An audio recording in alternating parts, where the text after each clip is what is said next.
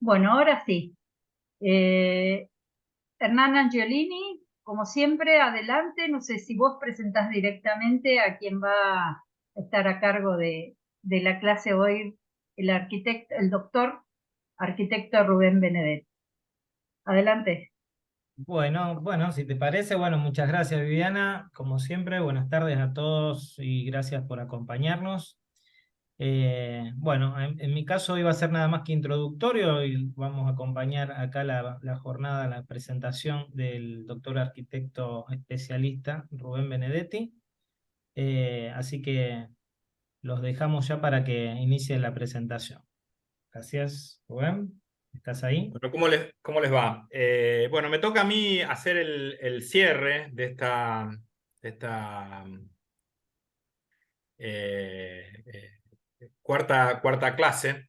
Vamos a ver si ahora me pelea la presentación y no me deja avanzar. Ahí estamos. Esta cuarta clase que vamos a hablar de un concepto que es bastante difuso, que es el de seguridad integrada.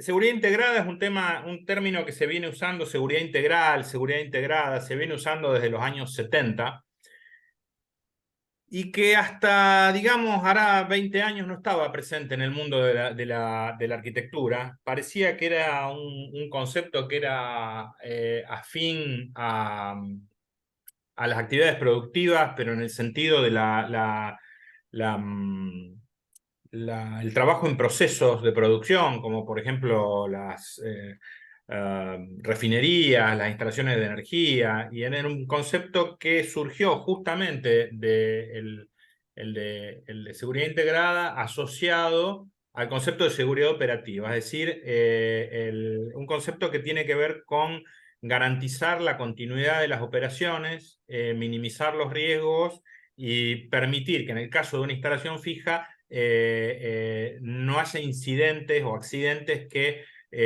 detengan los procesos de producción y afecten a las instalaciones.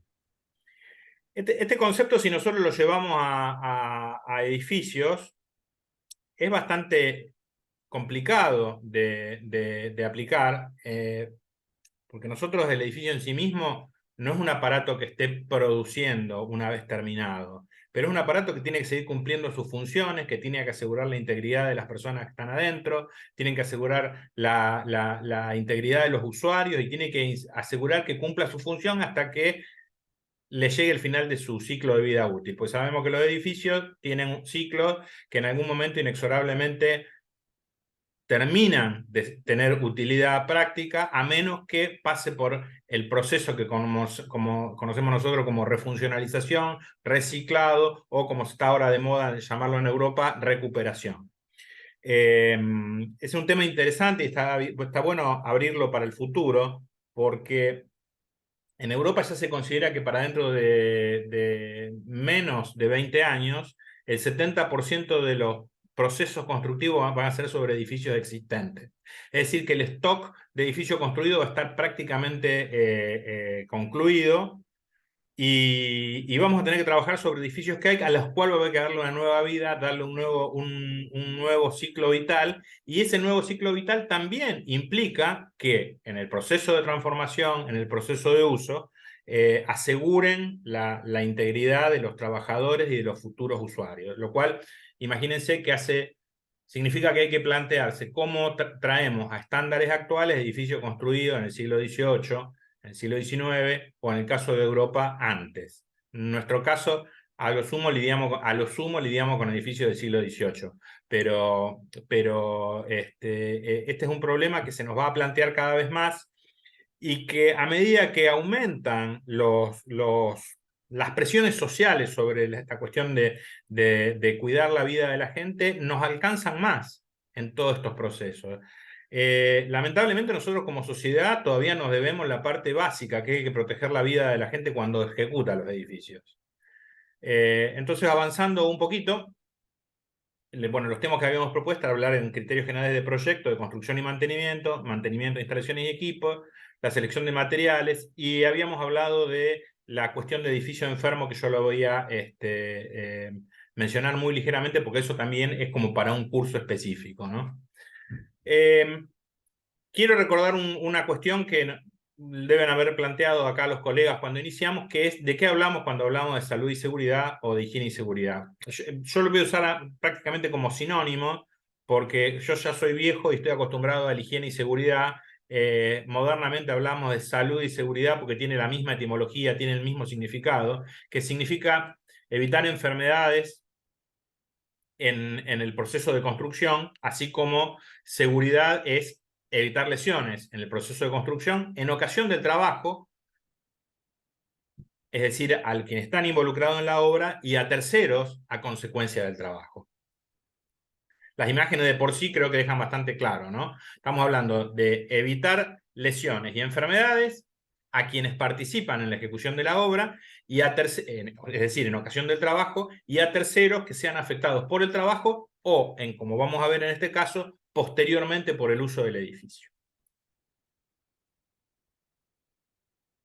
Esta imagen, no sé si la tienen presente, es una imagen que vimos en televisión, tiene que ver justamente con una falla catastrófica ocurrida durante un proceso de ejecución. No sé si tienen presente de qué estamos hablando. Es un accidente laboral que ocurrió en la ampliación del aeropuerto de Ezeiza, donde colapsaron plataformas hidráulicas, andamios metálicos, andamios de madera. Se hizo un desastre de hierro retorcido de la misma estructura, y si mal no recuerdo terminó con varias víctimas fatales y muchos heridos. Entonces, cuando hablamos de seguridad integrada, primero hablamos de esta cuestión, ¿no? De lo que hace a garantizar que las obras se ejecuten preservando la vida de los trabajadores, que es algo que tiene que ver con los temas que hablamos en las reuniones anteriores. Y evitar esta circunstancia, esto es el mismo accidente, que son las consecuencias nefastas que ocurren cuando se nos presentan estos sucesos. Yo siempre, y lo vamos a ver en varias fotos de las que yo preparé acá, digo que no hay peor demostración de que hicimos todo mal cuando la obra se llena de estos cartelitos, ¿no? Cuando aparece gente vestida de naranja, gente vestida de amarillo, chalecos que dicen rescate, casco de trabajo en espacios confinados, bomberos. Esa es la señal clarísima de que en los procesos previos, en la evaluación de las tareas previas, en la planificación de las tareas previas, pifiamos. Seguramente en el planteo general hablaron de cuestiones como son los actos inseguros y las condiciones inseguras, y la estadística que nos lleva a relacionar, no a nosotros, sino que nosotros la adoptamos, la gente que trabaja en salud y seguridad. Es una estadística, digamos, una relación estadística que proviene del cálculo de seguros, que habla de que cada fallecido tiene en la base 300.000 actos inseguros. Y un poco hablar de seguridad integrada nos lleva a pensar en cuántas situaciones inseguras producimos, no solamente en el proceso de construcción, sino después, que es lo que vamos a tratar de definir, en el proceso de ocupación y uso, mantenimiento y habilitación del edificio. A mí en esta charla, a mí me gustaría que ustedes mismos vayan reflexionando de cuántas circunstancias que yo voy a mencionar conocemos de la vida real. Circunstancias que nosotros las hemos visto, las hemos padecido, sabemos que se hacen. Cosas, a ver, les voy a dar un ejemplo que ustedes conocerán. ¿Cuántas veces habrán encontrado con que dicen, no, este requerimiento de equipos de extinción que tiene el reglamento son absurdas para el tipo de edificio que voy a hacer? Voy a pedir una excepción. O como tuvimos un caso, me tocó ver un caso, gente que eludió hacer un segundo nivel de subsuelo, de cochera, para evitar tener que hacer la red de incendio. Entonces hizo 1,5 niveles de cochera.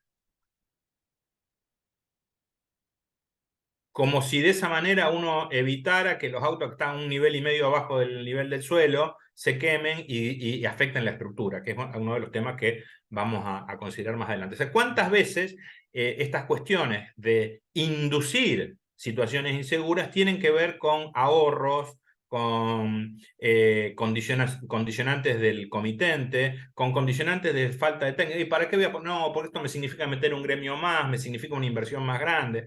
Y, lo que en el momento de que estamos trabajando en el proyecto es nada más que una línea del papel o un número diferente, termina en la ejecución o en el uso en situaciones como esta, con gente con chalecos naranjas, vestido de naranja, de amarillo, con casco, equipo de rescate y todas las señales de que algo salió catastróficamente mal. Hay otras circunstancias que hacen a la seguridad integrada y que no tienen que ver con errores en la ejecución, sino que son netamente errores de cálculo. Subestimar situaciones, comportamientos mecánicos, comportamientos de estructura, y también que tienen que ver con ahorro, con falla, con hacer calcular las cosas por gente que no corresponde, subestimar determinados riesgos. No sé si ubican esta imagen, donde también estamos viendo que todo salió mal porque están presentes los cascos, que es el famoso y sonado caso del derrumbe del edificio en Surfside, en Miami, que a varios años de haber ocurrido, todavía la justicia está tratando de dilucidar las causas exactas. Sin embargo, hay enormes precisiones que tienen que ver con sobrecarga de un nivel específico, donde había un quiebre en la distribución de las cargas en la estructura, y una subvaloración de las cargas y de los efectos mecánicos de la cochera. Y acá les cuento una cosa que tiene que ver con una cosa que, una situación que tiene que ver un poco con cómo somos los argentinos, cómo somos los humanos, a lo mejor en general, que cuando ocurrió este siniestro, yo después de haber sido, creo que 14 años director de la carrera de salud y seguridad, medio que a partir de algunas intervenciones que siempre me tocan cuando aparecen también los cascos y los equipos de rescate, fue el momento en que la prensa se acuerda de estas cosas, me llamaron y me dicen, ¿cuál fue la causa? ¿Quién es el responsable? Inmediatamente buscamos la causa y el responsable y nos preguntamos así, sin conocer qué es lo que ocurrió. Yo recuerdo en este momento haber dicho, bueno, uno puede inferir tal cosa, pero yo no te puedo decir hoy cuál es la causa. Y como les acabo de decir, si mal no recuerdo, van 4 años de este incidente, 3 o 4 años, y todavía la justicia norteamericana no tiene determinada la causa exacta de la falla, que ya está orientada, como les decía, a una cuestión de no considerar las cargas sobre un sector de desvío de cargas donde estaba la pileta, y aparte incorporar cargas no previstas en la losa. Y acá lo que tuvimos fue una falla catastrófica estructural que, como ustedes saben, terminó en no solamente en daño a la propiedad, que son evidentes en la imagen, sino en daño a muchísima gente, que terminó con lesiones y muertes. Hay otra causa más que nos hace pensar en cómo pensamos los proyectos, que no son causas antrópicas, no son causas generadas por el hombre, que es esta. Nosotros tenemos la bendición en Rosario y en general en toda la provincia de Santa Fe de trabajar en la llanura, en una cuenca loésica que es relativamente estable, y no enfrentamos esta amenaza que es la de los sismos. Esto es... yo ahora justamente estoy trabajando en un trabajo de prevención de riesgo donde hablamos esto, y es notable las sociedades que se ocupan de prevenir los riesgos sociales, que significa para los ocupantes, a través de buenos reglamentos de edificación y verificación de los reglamentos de edificación, de que se cumplan las condiciones de los reglamentos de edificación, contra sociedades donde construye cada uno como quiere. Hay casos clarísimos estadísticos de terremotos de idéntica magnitud en zonas urbanas que en determinados países, no digo ultra primer mundo, digo Chile, han ocasionado números ínfimos de víctimas, y las mismas situaciones en países donde no hay reglamento, donde no hay control sobre las condiciones de edificación, han terminado en miles de muertos. Entonces esto también nos lleva a pensar cómo la consideración exacta y el cumplimiento de las normas técnicas de construcción hace a la seguridad de los ocupantes del edificio a lo largo de toda la vida útil. Yo lo estoy hablando de las estructuras, pero lo mismo podríamos hablar de las instalaciones.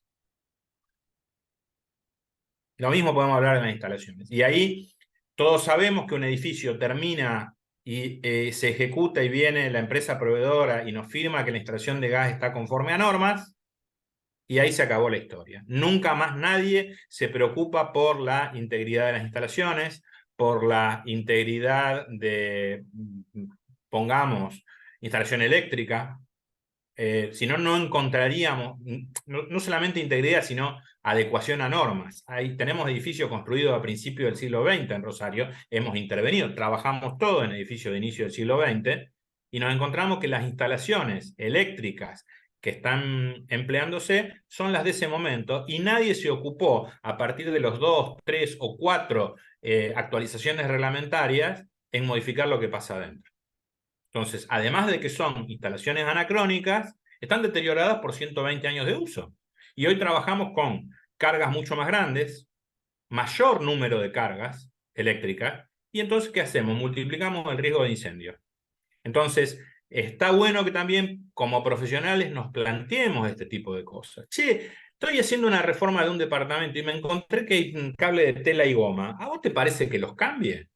Lo habrán escuchado un montón de veces, o se habrán encontrado estas circunstancias de llegar a una intervención de este tipo, una reforma, y decir, bueno, lo primero que vamos a hacer es cambiar todos los cableados. Pero eso sale una fortuna. Sí, todavía, sí, no tengo problema.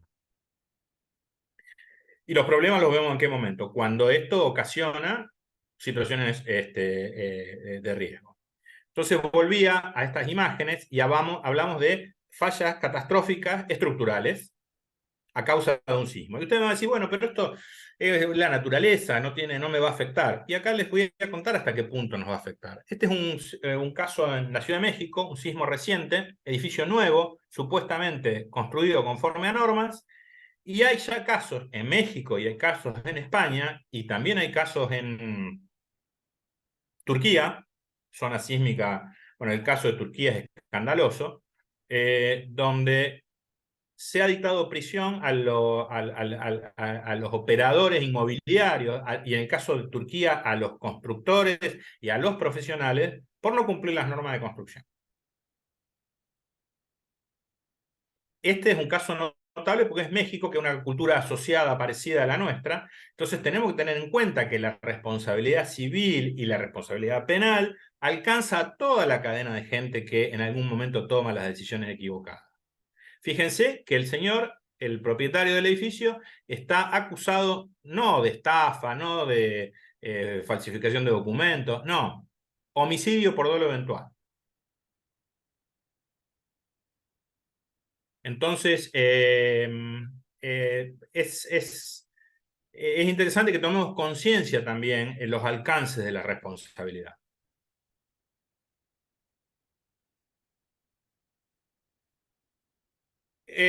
Finalizado el edificio, uno de los temas sensacionales que tenemos para pensar cómo hacer es el tema del mantenimiento. Yo esto estoy planteándolo, después lo vamos a profundizar un cachito más. Y una de las tareas que es más obvia, donde exponemos a la gente permanentemente a riesgo, son tareas de mantenimiento en altura, limpiar los techos, limpiar las canaletas, las tareas de pintura, o la que voy a tomar como ejemplo yo, que es el tema del limpiado de vidrios,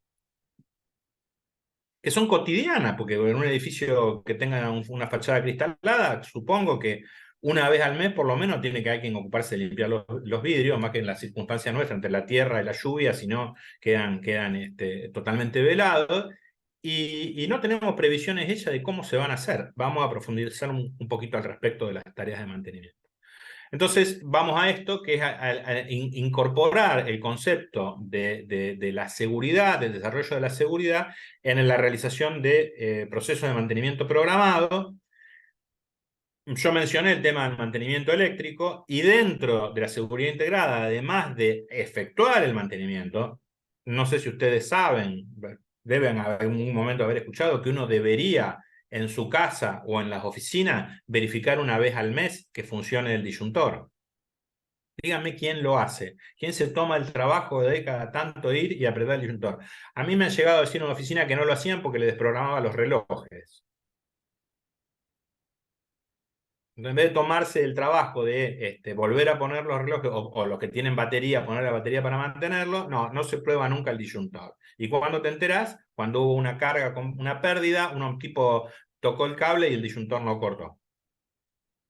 Y la otra situación que hablamos, que hace la seguridad integrada, es esta cuestión de permanentemente estar atento a las actualizaciones normativas.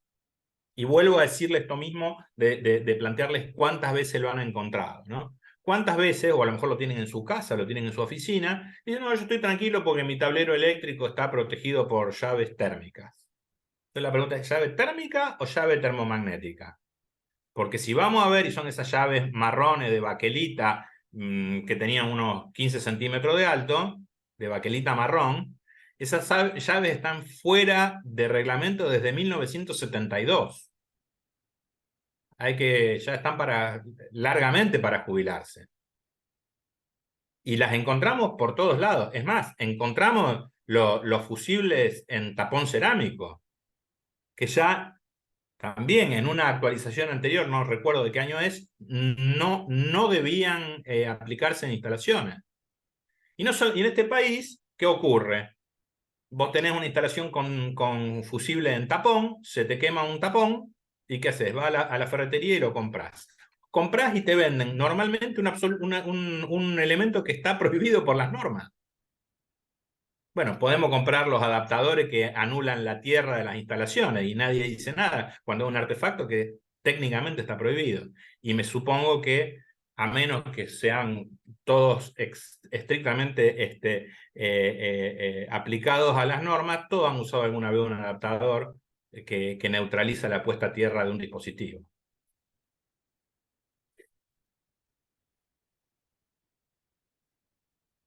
Entonces vamos a intentar una definición. Ya les decía, es un concepto que es bastante vago.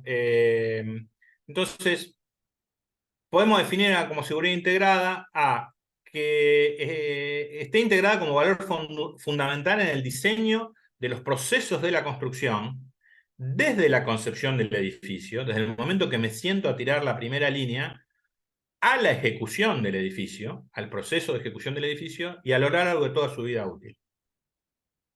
El otro día conversábamos de cómo se enseñan estas cuestiones a nivel universitario.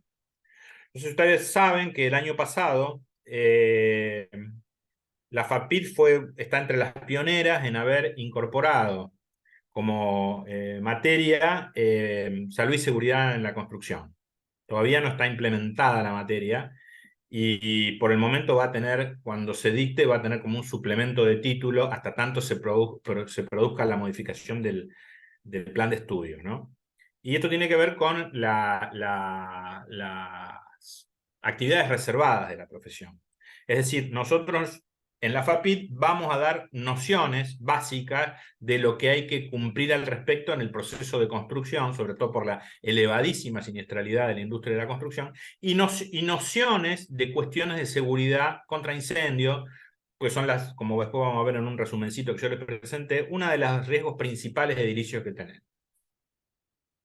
¿Qué pasa en otros países? Hemos tenido gente de México, por ejemplo, de intercambio en la facultad, y los chicos nos decían, nosotros no lo damos en la facultad. No hay una materia específica, pero tampoco hay una materia específica sobre el reglamento de edificación. Y sin embargo, cuando hacemos un ejercicio de proyecto, nos verifican que se cumplan las normas de higiene y seguridad legales y las normas reglamentarias de la municipalidad.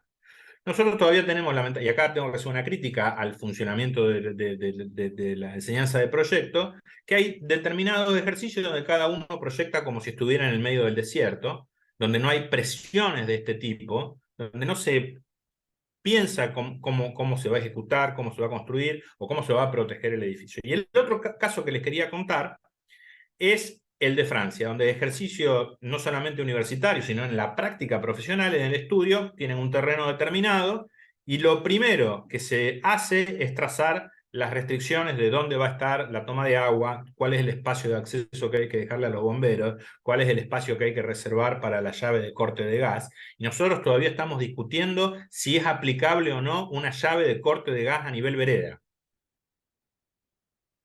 Lo seguimos discutiendo en Rosario con los años que han pasado del episodio de Calle Salta, y seguimos escuchando la discusión de la prestadora de servicio que dice que no es viable poner llave de paso. No es viable porque no quieren hacer la inversión, porque en todos los lugares del mundo hay llave de corte de gas en la vereda para, en caso de que ocurra un siniestro, tener la posibilidad de cortar el suministro a una zona determinada.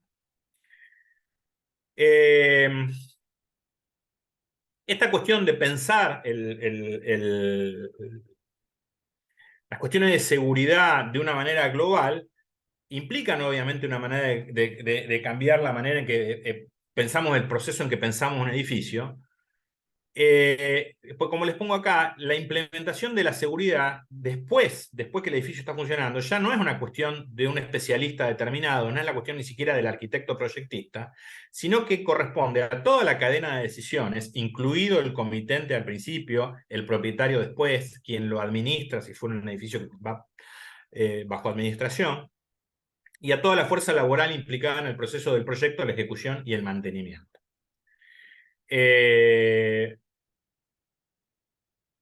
Acá yo me gustaría desviar un cachito, no sé si hay alguno de los presentes que haya sido alumno mío en la facultad. Yo lamentablemente tengo la costumbre de desviarme de lo que tengo preparado, y cosas que se me ocurren en el momento y que creo que vale la pena. También el concepto de seguridad integrada significa un cambio en el paradigma, por no decir en la cabeza, de los copropietarios en el caso de edificios de propiedad horizontal. Pues tenemos que asumir que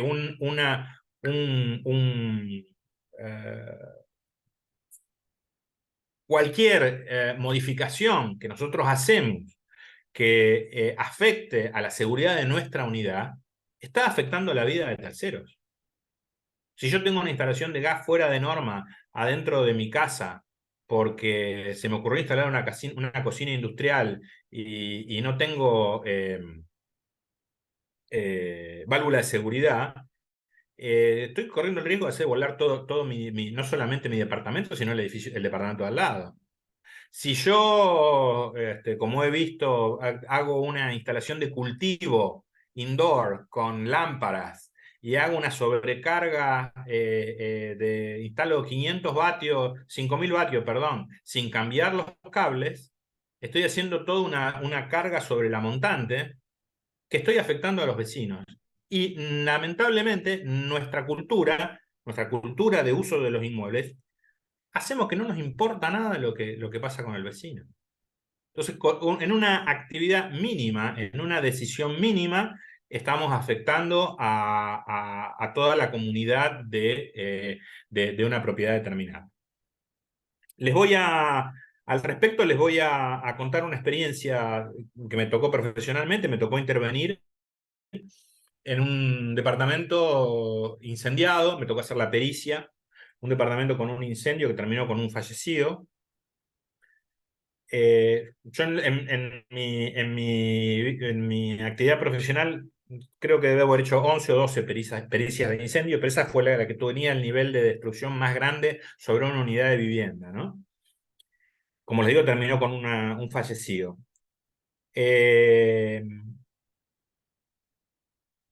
Bueno, no, perdón, después tuvimos un edificio que nos tocó trabajar, pero no fue a nivel pericial, fue a nivel de ejecución de la recuperación del edificio. Ese terminó con 2 fallecidos y un daño estructural muy significativo. Hernán trabajó conmigo en ese. Este caso que yo les quería contar es una pavada en comparación, y tiene que ver con que el foco del incendio fue en el living. En ninguna habitación del departamento, ni en el palier, quedaron puertas. ¿Por qué motivo? Porque las puertas eran puertas placas.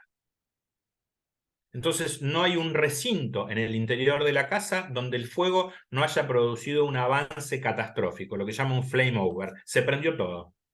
Pero no solamente se prendió todo en el interior de la unidad, sino que se prendió el flame over, fue hacia el palier quemó las puertas de los departamentos linderos y hizo un desastre en la puerta de arriba, en el piso de arriba. ¿Cómo se soluciona esto? De una manera muy fácil que debería estar en el reglamento de edificación. Deberíamos tener que la puerta de cada departamento sea cortafuego. Una puerta metálica F90 con doble contacto, con burlet y con cierre automático. Es decir, con un cierrapuerta. ¿Es una cosa tan rara? Lo vemos en un montón de películas. Vean las series norteamericanas que, o si han estado en alguna ciudad afuera alquilando departamentos, que las puertas son metálicas. Ahora nosotros ponemos puerta metálica solamente para protegernos como puerta blindada, pero no nos preocupa el incendio. Entonces, retomando, seguridad integrada es un concepto que implica asignarle un valor prioritario a la cuestión seguridad, entendiendo la seguridad como esta cuestión de preservar la integridad y la vida de la gente, ¿no? Y un trabajo conjunto y participativo entre todos los actores involucrados. Vuelvo a decir lo mismo. En el caso de una obra nueva, del comitente, del profesional, de la empresa contratista, del director de obra, luego de los propietarios, administradores, encargados de mantenimiento.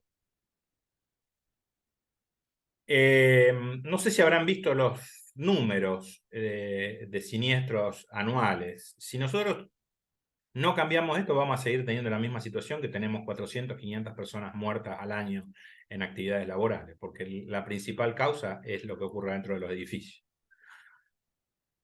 Dijimos que lo que nosotros pretendemos es evitar lesiones y evitar enfermedades. Entonces vamos a hacer un pequeño recuento de ver de quién estamos hablando, a quién alcanza y qué norma legal lo cubre a esto.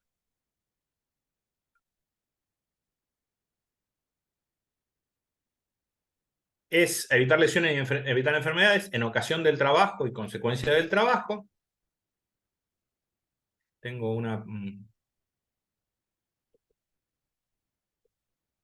ventana que me está molestando. Y posteriormente, bueno, a lo largo del uso y consecuencia del uso, en ocasión del trabajo va a ser en el proceso de la ejecución por accidentes laborales, lesiones y enfermedades por accidentes laborales, por accidentes en itinere, por enfermedades profesionales y por una cuestión que normalmente no se tiene en cuenta, que es el incendio en obra. La norma legal aplicable dice que las obras en construcción contarán como mínimo un extintor de 10 kilos ABC y que el profesional de higiene y seguridad va a disponer los medios de extinción de incendios necesarios. ¿Saben qué es lo que uno encuentra en obra? De la magnitud que sea, una torre, dos torres, 5.000 metros cuadrados, un extintor ABC de 10 kilos. En el 95% de los casos. Uno va a mirar afuera y encuentra edificios en la etapa de ejecución que tienen una red de incendio provisoria hecha. Ustedes imagínense la pérdida que significa y el riesgo que significa para terceros, por ejemplo, que se incendie un encofrado en un piso 12, que ha pasado 2 o 3 veces en Rosario. Un incendio en el piso 12 donde se prenden fuego los encofrados, donde se prende fuego el encofrado de losa y donde las maderas, los hierros, todo eso cae hacia la vereda, hacia la calle, hacia los linderos. Y si ocurriera, hay que salir corriendo con un matafuego de 10 kilos hasta que lleguen los bomberos. Y cuando llegan los bomberos, después vamos a ver qué pasa.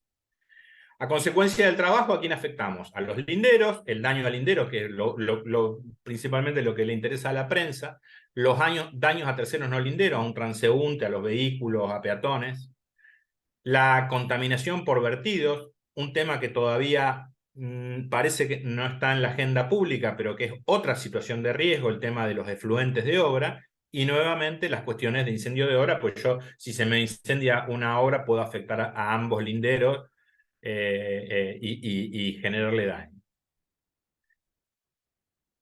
En ocasión del uso, tenemos accidentes a causa de fallas del proyecto, es decir, por ejemplo, desniveles, puertas que abren en sentido incorrecto, por ejemplo, hay mil cosas que pueden ocurrir, espacio insuficiente. Accidentes a causa de mal mantenimiento son bastante frecuentes. Una de las más comunes, lamentablemente, y lo habrán visto, las puertas y portones que se caen y aplastan gente. Accidentes en operaciones de mantenimiento, lo que hablábamos, limpiando vidrios, arreglando techos, pintura. Enfermedades profesionales por el mantenimiento, por usar técnicas o elementos incorrectos o solventes incorrectos. Y la otra cuestión que aparece acá y que normalmente es de estos aspectos que no están considerados y que de alguna manera tiene que ver con lo que después vamos a hablar del edificio enfermo, que en la cultura argentina es prácticamente un desconocido, que son las enfermedades en los usuarios ocasionadas por fallas de proyecto o de la materialización. Después vamos a ver rápidamente de qué se trata. Y a consecuencia del uso, tenemos daños o lesiones por el envejecimiento, degradación, caída de mampostería, caída de hierros, caída de balcones, caída de elementos decorativos. Y el otro proceso que tiene que ver con consecuencia del uso es la contaminación por efluentes, rotura de instalaciones, rotura de cañería, pérdida de líquidos cloacales. Entonces hay una enorme panorama de situaciones en las cuales un edificio puede generar daño a los que lo hicieron, a los que están trabajando o a los que pasan alrededor. Esto está, bueno, ahí está a quién afecta, perdón, me había olvidado. En el primer caso, personal en obra, en los talleres y obradores, porque tenemos que tener en cuenta que nosotros tenemos responsabilidad sobre quien nos suministra los elementos. Si le compro más barato a un proveedor de aberturas, porque cotiza mucho más barato, el mucho más barato seguramente tiene que ver en las condiciones que está trabajando y donde probablemente algún muchacho trabaje sin protección visual, sin las debidas protecciones de las máquinas. Entonces nosotros también tenemos una responsabilidad sobre esas condiciones. No podemos decir, a mí me salía más barato y miro para otro lado. Las consecuencias a terceros tienen que ver con los vecinos, transeúntes y la comunidad en general. Los daños en el uso tienen que ver también lo mismo, vecinos, transeúntes y comunidad, y lo mismo también a consecuencia del uso. La comunidad en general es la que se va a ver afectada si yo tengo una pérdida de fluentes, si se pincha un caño de, por ejemplo, la ventilación de un sistema de esterilización, porque se puso viejo y nadie hizo mantenimiento y estoy liberando óxido de etileno a la atmósfera, que se ha visto. Entonces, son afectaciones que pueden llegar a una cuadra a la redonda, o cuadra a la redonda, en vez de estar ventilando un gas que es cancerígeno por no procesar, no mantener las instalaciones. Entonces tenemos que las cuestiones que hacen a la seguridad del personal en la obra, hay una legislación específica, que es el decreto 911 del 96. Lo que hace al funcionamiento, sí tiene que ver con cuestiones laborales, las cuestiones de mantenimiento, las cuestiones de la gente que trabaja en el interior del edificio, está previsto en el decreto 351 del 79. Y todo lo demás está, de alguna manera u otra, vagamente prevista en lo que es los capítulos de daño del Código Civil. Y en algunos casos, si se producen lesiones o muertes, no solamente es el Código Civil, sino que se habilita el Código Penal. Lo que vale la pena en este momento ver es que, salvo lo que es legislación estrictamente laboral, el decreto 911 del 96 y el decreto 351 del 79, nuestra sociedad, que está llena de normas, hay normas para lo que quieran, hay leyes para lo que quieran, regulaciones, sacamos ordenanzas para lo que sea, no tiene ordenanzas que hagan una previsión clara de cómo prevenir accidentes al lindero, cómo responder a accidentes al lindero, cómo es la calidad de verificación de cuestiones estructurales. Eso está todo en una enorme nebulosa. Creo que en gran medida es porque refleja cuáles son los verdaderos intereses de nuestra sociedad, ¿no? Estas cuestiones no nos importan hasta que hay un muerto en el piso.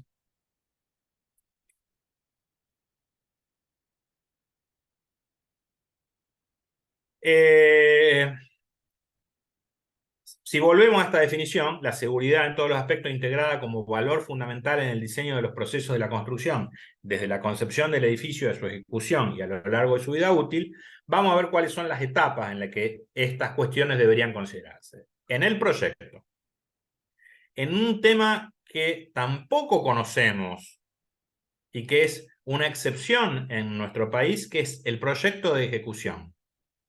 Díganme si ustedes, para una obra determinada, vieron alguna vez un proyecto de ejecución. Se genera el proyecto de arquitectura, se hacen los planos municipales, se hacen los planos de construcción, arrancá y arreglate. Nadie define dónde se va a poner el obrador, nadie define por dónde se va a subir el material, nadie define qué tipo de grúa se va a emplear, qué medio de izaje se va a emplear. Nadie define una vez que si se va a usar un guinche, cómo va a ser el guinche, cómo se lo va a abrir. No hay nada, todo se define sobre la marcha. Salvo honrosas, más que honrosas excepciones, donde alguna empresa determinada tiene algún manual de gestión, tiene algún manual de procedimiento y tiene algún grado de planeamiento sobre las condiciones en que se ejecuta una obra, y no estamos hablando de edificios, de edificios que no son significativos, edificios de 18, de 20, de 30 pisos, de 6.000 metros cuadrados, 7.000 metros cuadrados, 8.000 metros cuadrados, se hacen a la voluntad y al criterio de los contratistas. Bueno, después viene el proceso de ejecución, después viene el proceso de habilitación y después vendrían las operaciones de mantenimiento.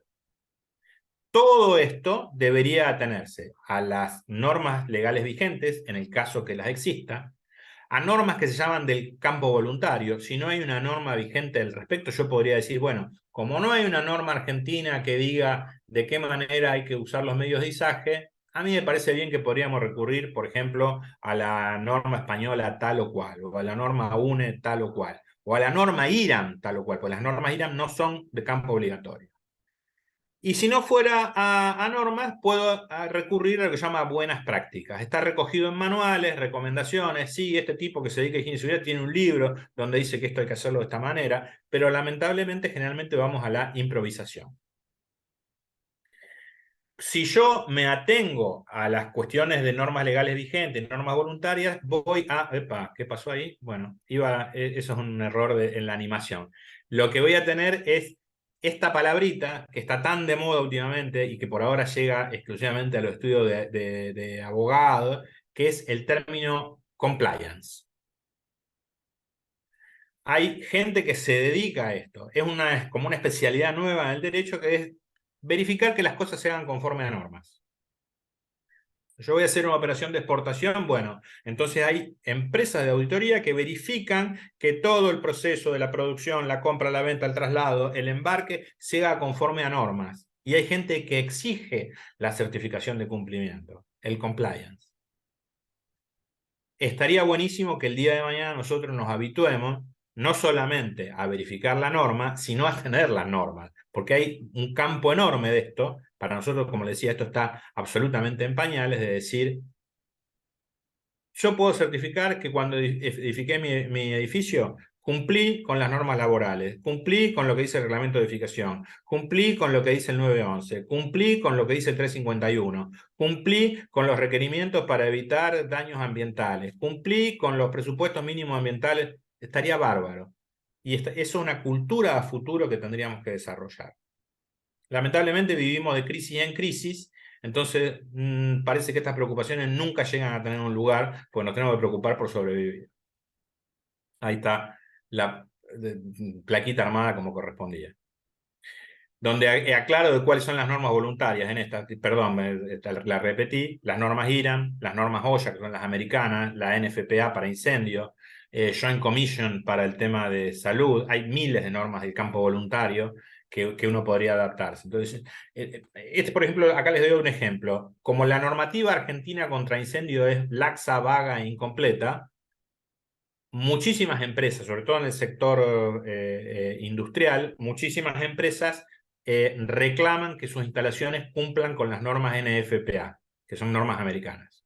La National Fire Protection Association, que es la norma más avanzada de protección contra incendios y la más exigente. Las normas europeas son avanzadas, pero tienen un nivel de exigencia más adaptado a la realidad europea. Entonces, en algún caso van a encontrar que, supónganse, una planta de cordón industrial exige que las instalaciones se hagan conforme a NFPA, y el día de mañana a lo mejor le piden esto, ustedes no saben de qué estamos hablando de esto, de una norma del campo voluntario. cosa que hay que aclararla, porque incluso las normas IRAM, porque mucha gente cree que las normas IRAM son ley en la Argentina. Y salvo casos excepcionales, donde la ley refiere o solicita el cumplimiento de normas IRAM, las normas IRAM son voluntarias. En el proyecto, ¿qué hacemos para considerar cuestiones de seguridad integrada en el proyecto? Yo obviamente no puedo abarcar todas las especificaciones, pero vamos a ver algunas cuestiones. Entonces, uno debería considerar en el proyecto que va a cumplir, o a mi criterio, dado que nuestra norma es antigua, exceder las normas aplicables. ¿En qué caso en el proyecto? Por ejemplo, anchos de salida, desniveles, largos de escalera, recorridos de salida. Son cosas que uno debería tenerlas en cuenta a la hora del proyecto.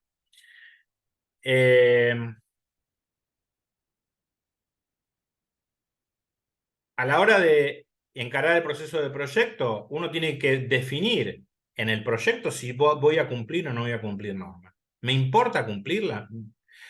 Porque también tenemos esa otra realidad, gente que dice, sí, nosotros queremos tener todo en orden. Dice, bueno, si es todo en orden, tenés que poner tal tipo de instalación de incendio. Ah, pero no me da el presupuesto. Bueno, si no te da el presupuesto, no encarés un edificio que sabés que por sí mismo va a ser riesgoso. El caso que hablábamos de una cochera, por ejemplo. Y también implica sopesar y valorar estrictamente qué significa cumplir las normas en función del uso. Hay que saber que si yo estoy edificando un hotel, por ejemplo, y no tengo, el hotel es un edificio que es particularmente riesgoso porque la gente está ahí por primera vez generalmente. O sea, casi todo el mundo cuando va a un hotel no conoce el edificio donde está. Salvo que repita, que vaya ahí, que sea un pasajero frecuente, uno no sabe dónde están las salidas, no sabe dónde están las escaleras, no sabe si hay luces de emergencia o no sabe. Entonces, si uno hace un hotel donde el material es combustible, donde no tengo salida de emergencia, donde no tengo las señalizaciones, yo tengo que saber que estoy generando una trampa. Entonces, esta consideración sobre el proyecto creo que es central. En segundo lugar, considerar los riesgos en la ejecución. Y estoy hablando en la etapa de proyecto, no en la etapa de ejecución. Porque en el proyecto yo tengo que saber cómo voy a hacer los procesos constructivos. Y tengo que saber si estoy decidido a afrontar o no la inversión que hace falta para evitar el peligro determinado por las circunstancias que yo estoy determinando. Supongamos un edificio que termina en una aguja de 200 metros de altura. Entonces, en el momento de la decisión del proyecto, uno tiene que decidir cómo va a llegar a esos 200 metros de altura. Es para poner una antena. O sea, es parte de la decisión del proyecto generar o evitar esos futuros peligros. Y también es parte del proceso de proyecto imaginarse qué va a hacer falta. Esto yo lamentablemente lo he visto en la ejecución de obra en la trama urbana de Rosario. Situaciones constructivas que requieren determinadas capacidades, por ejemplo, el uso de grúas, el uso de plataformas hidráulicas, y que no están previstas en el proyecto. No, esto no sé cómo se va, no sé cómo voy a hacer para subir un tanque de agua de 5.000 litros. Y después hay que salir a improvisar poniendo a la gente en riesgo.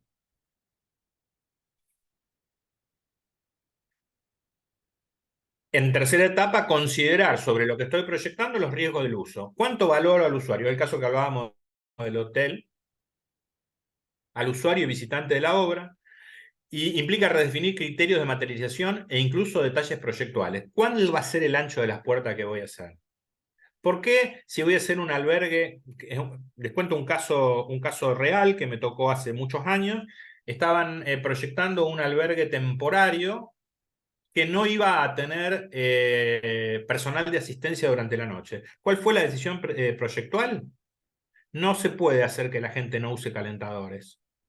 No se puede, porque vos le pongas carteles, gente que va a estar en un albergue temporario, lo más probable es que se venga con un calentador eléctrico metido en algún lugar escondido bajo el poncho. Entonces, ¿cuál fue la decisión del proyecto? Maximizar el uso de materiales incombustibles. Si yo en esa misma circunstancia hago revestimiento de madera, colchones de combustible, situaciones de plástico, estoy multiplicando el riesgo. Y acá se tomó definitivamente desde el principio la cuestión de reducir el riesgo de incendio para los usuarios a partir del proyecto. Bueno, y implica considerar la relación de la obra en relación con el incendio, con el entorno, perdón. Los riesgos de incendio, cómo es la evacuación, cómo son los influentes. Yo puedo poner en un espacio donde tengo calles estrechas, donde no tengo una plaza pública, donde no tengo un lugar para sacar gente, donde todas las calles son finitas, meter un estadio donde van a salir 50.000 personas, no, es absurdo porque lo estoy metiendo en otro riesgo. Salen de un riesgo para meterse en otro riesgo. Este tipo de cosas tienen que estar consideradas en el proyecto. Y finalmente, considerar los riesgos de mantenimiento. Todo esto a nivel proyecto. Cuando estoy haciendo el proyecto de ejecución, que como decía, la etapa que acá no tenemos, otra vez, considerar que voy a cumplir las normas aplicables, que voy a cumplir cómo se va a trabajar, quiénes son los contratistas, de qué manera van a hacer, cómo voy a trabajar las normas ambientales. Y vuelvo a lo mismo, hay que sopesar cuánto vale la pena hacerlo en función de determinado proyecto. Específicamente, considerar los riesgos en la ejecución. Evaluar los riesgos recibí un proyecto. Entonces hay que evaluar los riesgos del proyecto que recibí y anticipar de qué manera lo voy a ejecutar. Y lo que nos pasa todo el tiempo es que se llega el plano de obra y nadie pensó antes cómo se van a ejecutar las cosas. Tengo que en un piso 15 hacer algo del lado de afuera de los balcones. ¿Y cómo vamos a hacer? Ah, no sé, vamos a colgar a alguien pero ¿cómo lo vas a hacer? ¿Lo vas a colgar de una silleta? ¿Vas a armar andamio? ¿Vas a armar plataformas con ménsula? En la gran cantidad de los casos esto no existe, no está pensado previamente y no hace más que generar riesgo, ¿no? En el proyecto de ejecución es necesario definir si el contratista que yo voy a tener, valga la redundancia, a contratar, es capaz de lo que le voy a pedir. Si yo contrato a una empresa X que tiene certificación de ISO 45000, es muy probable que pueda cumplir los estándares que yo le pido.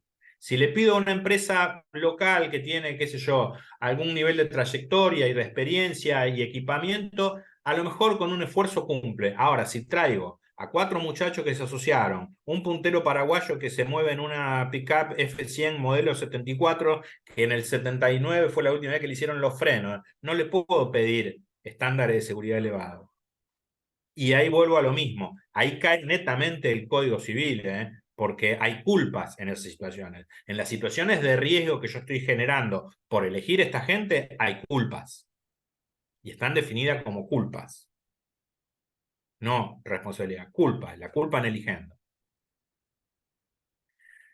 En el momento de la ejecución hay que realizar el proyecto de cómo se van a hacer las instalaciones, cómo voy a acceder, cómo voy a moverme dentro de la obra, por dónde voy a hacer las circulaciones, dónde van a entrar los vehículos, por dónde voy a dejar la carga, dónde voy a poner el escombro, porque son todas situaciones que me generan riesgo en obra. Y como le digo, en el 95% de los casos, como diría mi ley, esto es orden espontáneo.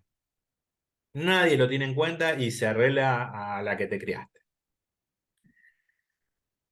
Y otra situación que ocurre, si uno piensa cómo va a hacer la ejecución, y esto nos ha pasado más de una vez en obra pública, es al ver el proyecto plantearse, che, ¿esto no habría que cambiar determinada cuestión de proyecto? Porque sé que no se va a poder materializar cumpliendo lo que yo le pido de salud y seguridad. Es decir, produzco una retroalimentación. Si yo evalúo cómo lo voy a hacer, veo que de la manera que es más factible estoy generando riesgos, puedo hablar con el proyectista y decirle, mira, es el momento que cambies tu proyecto. No sé si está claro esto. En la habilitación, que es donde empieza la avivada, pues esto lamentablemente es un lamentable tema iba a decir de viveza argentina, pero ya ni eso nos queda.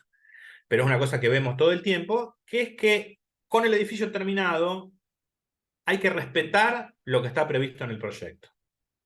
Entonces, por ejemplo, si yo tengo, como dice acá, instalar accesorios, elementos auxiliares. Si está previsto que un edificio tiene que tener alarma de incendio para que cumpla su función, Si yo no lo estoy poniendo esa alarma, o estoy poniendo una diferente a la especificada, diferente a la programada, estoy generando situaciones de riesgo, porque el edificio va a funcionar y va a responder a la evacuación teniendo, por ejemplo, detector de humo, señalizadores ópticos y acústicos. Si yo, para ahorrarme un peso con 50, digo, no, no importa, esto no lo vamos a poner, estoy induciendo en la habilitación del edificio, en las tareas habilitantes, no estoy hablando de habilitación municipal, es en lo que hace al completamiento del edificio para funcionamiento, estoy generando riesgos. No alterar, sin una revisión, el uso de los locales.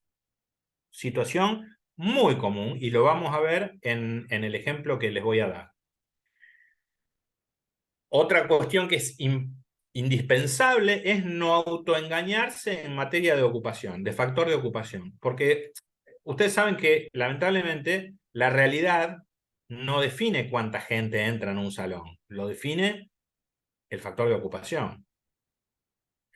Uno hace un templo, supongamos, y el pastor, como también voy a un caso de la experiencia profesional, dice, no, porque acá van a entrar 500 personas, y vos tomás el ancho, dividís ancho, haces multiplicar ancho por largo, ves el factor de ocupación y te da 247. Y le decís, no, mire, pastor, acá le van a entrar 247. No, si el domingo metimos 500.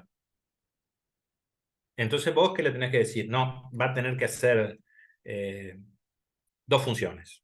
No sé cómo se llamaría en el caso, pero dos reuniones.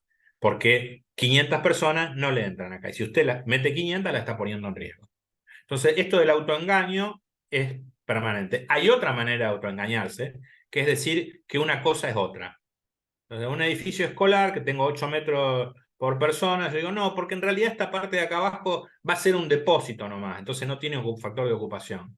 Y me engaño en el proceso y engaño al profesional y bajo la ocupación real, entonces los anchos de salida no importan, son más chicos, y cuando, ante la circunstancia de un siniestro, todo está mal. Lo cual me lleva a esto, que es respetar las disposiciones de normas municipales, laborales y estándares que se hayan fijado como parámetro de proyecto. Hay muchísimas veces que una cosa se piensa en el proyecto y cuando llegó el final, bueno, no, pero ahora no lo vamos a poner. Tengo fotos de edificios proyectados con hidrantes en todos los pisos. Tuvieron el final de obra antes de poner los hidrantes, porque no sé, le dijeron que el hidrante ya venía, pasaron años y tengo la salida del caño de 4 pulgadas, el tapón, y nunca se pusieron las mangueras, los picos, nada. En el mantenimiento, otra vez, respetar parámetros de especificaciones del proyecto, hacer el mantenimiento correspondiente a los sistemas y subsistemas que determinan el funcionamiento seguro del edificio, el funcionamiento de alarmas y detectores, respetando las normas adoptadas en el proyecto. Les voy a contar un caso extremo que tiene que ver con cómo actuamos y cuánto nos importa la seguridad. En general, ubican los detectores de incendio, los detectores de humo. El detector de humo es como una copita invertida, como un platito invertido, lo deben haber visto 1000 veces, que eso cuando se instala, vienen con una tapa de alto impacto para evitar que en el proceso de instalación el sensor se llene de tierra. Shopping Rosarino, terminado, recorrida así, uno tiene la deformación profesional de ir mirando para arriba y mirar, sí, ¿por qué los detectores de humo son amarillos? No, no son amarillos. Se habían terminado, estaba habilitado, había gente, compras de Navidad y nadie se había ocupado de sacarle las tapitas que se le ponen para la construcción. Es decir, si hubiera ocurrido un siniestro, ninguno de los sensores hubiera funcionado. Eso nos muestra la responsabilidad de quien administra el edificio, de quien hace el mantenimiento, de quien hizo la instalación y lamentablemente la irresponsabilidad del profesional de higiene y seguridad que cuando fue, lo único que hizo fue preguntar, che, ¿instalaron las alarmas contra? Sí, está todo en orden, acá tenés los papeles. Y no recorrió y no miró para arriba. Bueno, mantener control especializado sobre las condiciones de funcionamiento del edificio, cumpliendo las revisiones, ensayos, simulacros y capacitaciones que correspondan. Los que trabajan en edificios de oficina, díganme cuántas veces evacuaron su edificio de oficina. Los que viven en edificios de propiedad horizontal, díganme si alguna vez ensayaron una evacuación, cómo sacar a la señora de silla de ruedas del piso 8, por ejemplo, o cómo avisarle al sordo del cuarto. Ese tipo de cosas que uno debería tener previsto como medida de seguridad integral, ¿no? Mantener despejadas y en condiciones de utilización las circulaciones, salidas, elementos de seguridad y capacitación al personal que debe operarlo. Eso es permanente, que uno ve pasillos señalizados que dicen, esta zona debe mantenerse libre de obstrucciones. Están las cajas, los tachos de basura, los descartes de los muebles que nadie se llevó, y un ancho de salida de 1,50 m, quedan 60 libres. Disponer y mantener los equipos y útiles necesarios para realizar el adecuado mantenimiento de edilicio, eventualmente determinando la capacidad de los contratistas. Lo mismo. Voy a esta misma situación. Tengo que cambiar en edificio una situación muy común. Luminaria a 7 metros de altura. ¿Cada cuánto se queman lámparas? Ahí se queman seguido. ¿Cómo hago para cambiar la lamparita? Y tengo que tener cómo acceder. Tendría que tener una plataforma, un andamio, no una escalera. Generalmente es una escalera, pero supongamos que admitiéramos que cambiar una lamparita es una cosa fugaz y la puedo hacer con escalera. ¿Tengo escalera para llegar a 7 metros? ¿O lo tengo que obligar a José, el portero, que ponga la escalera, suba en punta de pie y llegue como sea? Entonces hay que tener los elementos para el mantenimiento. Lo vamos a ver cuando hablemos de la limpieza de vidrio. Bueno, verificar rutinariamente la integridad de los componentes del edificio, los estructurales, los cerramientos, la aptitud de los sistemas y el tipo y calidad de los efluentes, cosa que lamentablemente en nuestra cultura no existe. Vamos a ver unos ejemplos rápidos. Bueno, seguimos con los catástrofes estructurales. Esto es una caída de una losa de hormigón en el proceso de hormigonado. Sepan que ante una situación de esta, en Rosario no hay cómo responder, porque acá los cuerpos de emergencia deberían tener grúa para trabajar con esto, elementos de corte adecuados para trabajar con esto, y en general, la vez que ocurrió, los propios empleados de la obra tuvieron que ser los que cortaban los hierros.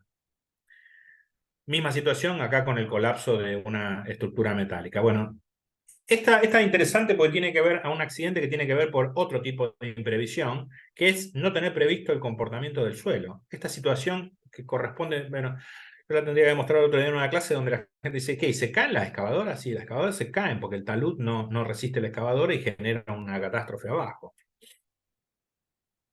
Y esto tiene que ver con cuestiones específicas de la ejecución, ¿no? Esta es una situación de mantenimiento. Se estaba haciendo un arreglo de fachada, es en España.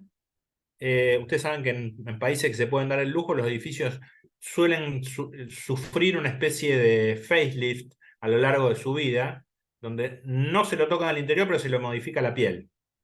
Se cambian las aberturas para mejorar el comportamiento térmico, se suelen cambiar los revestimientos, se suelen mejorar los balcones, se cambian todos los balcones. Bueno, acá estaban haciendo este tipo de trabajo y colapsó íntegramente la estructura de andamios.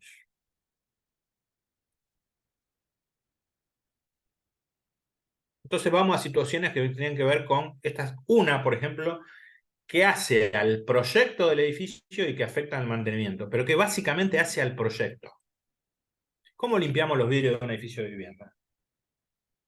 Si yo pienso esas condiciones, como están en este edificio en particular, ¿cómo hago para limpiarla del lado de afuera? Todo el mundo quiere limpiar los vidrios en algún momento. Pero en este caso, evidentemente, no estaba previsto de qué manera hacerse. Esa foto se hizo célebre, fue sacada en Buenos Aires el año pasado. Fue sacada 2 o 3 días antes justo de que diéramos el curso. Esta es la situación tradicional. El muchacho colgado con silleta, y donde ¿qué encontramos? Que en el grueso de los casos no están previstos en el último nivel los elementos para colgar la silleta. Yo sé que voy a tener que colgar a alguien a limpiar los vidrios. ¿Y dónde le voy a colgar? No sé, que se arregle. Y como habrán visto más de una vez en Buenos Aires, esta es una tarea que suele hacerse de esta manera. O sea, no es que puedo tener un dispositivo y colgar uno y moverlo, porque para limpiar un edificio como lo de yo, acá a Puerto Norte, tengo que colgar a 5, 6, 7 personas simultáneamente. Y tengo que tener prevista la manera en que esa gente se va a colgar.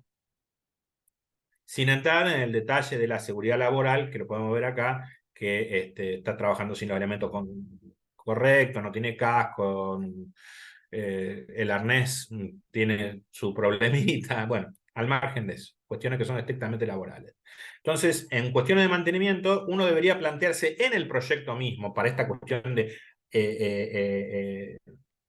tener previsto desde el vamos cómo se va a realizar el trabajo. Tengo que pensar cómo voy a acceder al lugar, por eso eso tiene que ver con cuestiones de proyecto, cómo voy a sujetar a la persona que está trabajando y en el caso de que todo salga mal, cómo lo rescato. Porque podría ocurrir que este muchacho, o cualquiera de estos muchachos que está acá arriba, por ejemplo, se desmaye y quede colgado con un sujeto con un T4 en un piso a mitad de camino. ¿Cómo hago para sacarlo de ahí? Y siempre pasa lo mismo. Ah, se van a ocupar los bomberos. Y a los bomberos les delegamos todo. Que lleguen, que los agarren, que los rescaten, que los cuiden, que vuelvan, lleguen en helicóptero. Esto hace que en algunos casos, edificio antiguo, donde esto no estaba previsto, se recurra a otras soluciones. Díganme si ustedes vieron que alguien limpie los vidrios acá usando una plataforma hidráulica. No, porque es carísimo, te van a decir. Bueno, probablemente lo que van a ver en Europa es que muchos edificios antiguos que tienen este mantenimiento tienen su plataforma hidráulica guardada en el patio, porque ya ni la alquilan, porque tienen que limpiar una vez por semana.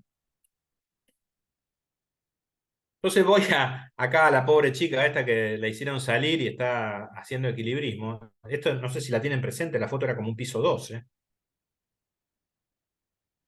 Y voy a la situación esta específica del limpiavidrio, ¿no? La de la chica asomada en el antepecho de la ventana es directamente criminal. Pero la otra circunstancia, como le decía, es la habitual. Imprevisión, sistemas improvisados, a lo mejor arriba está sujeto a una línea, a un cable que está tomado de una columna, porque no se dejaron cada 2 metros los puntos duros en la estructura con cáncamos para colgar las silletas. Yo no conozco caso en Rosario que lo tenga previsto. O dispositivos como este, para que vean una solución posible. Esto es un sistema de pescantes, esto está visto desde el lado de adentro del edificio, es un sistema de pescantes que se giran hacia afuera, al girarse hacia afuera saco la plataforma eléctrica, el trabajador va atado a la plataforma y este sistema de pescantes desliza sobre un sistema de rieles que me permite ir cubriendo toda la fachada. Es un sistema relativamente sencillo. Y que les quería mostrar esto, cómo están desde el proyecto pensados estos problemas. Esto es un edificio en Nueva York que están limpiando los vidrios y observen cómo hay en algún nivel intermedio un pescante incorporado en la estructura que es retráctil y permite descolgar un balancín. Este es un caso similar al anterior, el del otro no lo vean porque el que me quedó al costado no lo vean porque ahora lo voy a ver en detalle, es un error mío al armar la presentación. El otro es un sistema de pescantes retráctiles, todo eléctrico, que después se retrae sobre la terraza y no me afecta la imagen del edificio.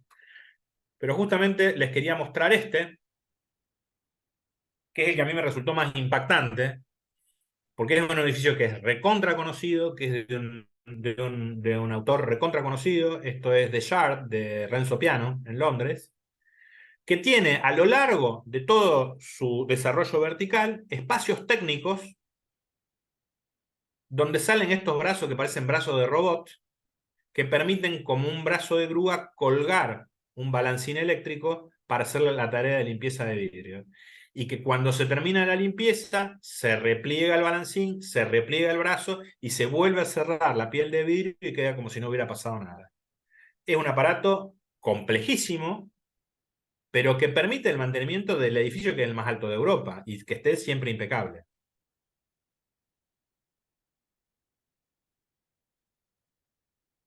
Porque así todo, lo que hay que tener en cuenta es que aún con andamios eléctricos, aún con sistemas, los accidentes pasan y ocurren estas situaciones. El trabajo de limpieza de vidrio es de lo más peligroso que hay en las tareas de mantenimiento. Hace poco hubo un caso que los tomó el viento y empezaron a oscilar, no tengo el video, lo pueden encontrar en internet, de 2 muchachos que uno lo termina despidiendo, lo filma un vecino, Este es un caso en Nueva York que estuvieron horas hasta que los rescataron. Lo cual está llevando a que se estén pensando sistemas robóticos para limpieza de vidrio. Es un andamio eléctrico donde aparte el bracito de quien lo limpia es robótico. Cuando el año pasado vimos estos mismos ejemplos, alguien dijo, qué bueno estaría usar drones para esto. Y a mí me pareció de ciencia ficción. Y ya están. Drones limpiavidrio. Alimentado con agua desde el nivel más próximo y vuelan contra el vidrio y hacen presión y con estos sistemas de rodillo van limpiando la mugre. Porque el sistema es que la idea es que se pueda hacer el mantenimiento de la fachada sin exponer gente. Esto nos vendría genial a nosotros, donde ningún edificio tiene previsto cómo colgar a la gente, pero no me quiero imaginar lo que debe costar este aparato. El tema de la estructura metálica que está tan en boga y que cada vez está más en difusión para obras que supuestamente en nuestra cultura constructiva se harían rápido y que lamentablemente por falta, valga la redundancia, de cultura constructiva al respecto, a veces terminan demorando más que el hormigón.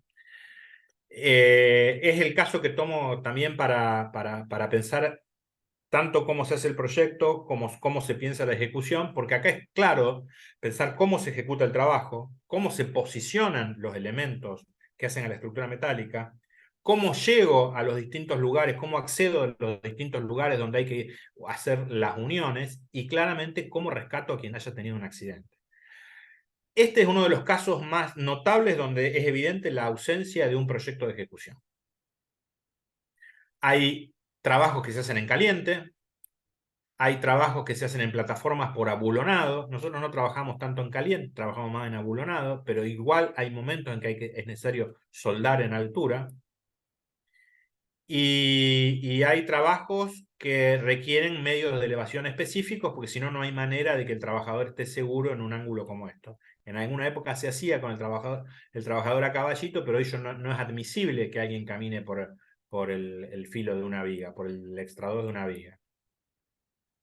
Y la otra cuestión que nos agrega la estructura metálica es cómo se la protege contra el fuego. En cuanto a cuestiones de ejecución, acá está la situación que yo decía, ¿cómo posiciono los elementos?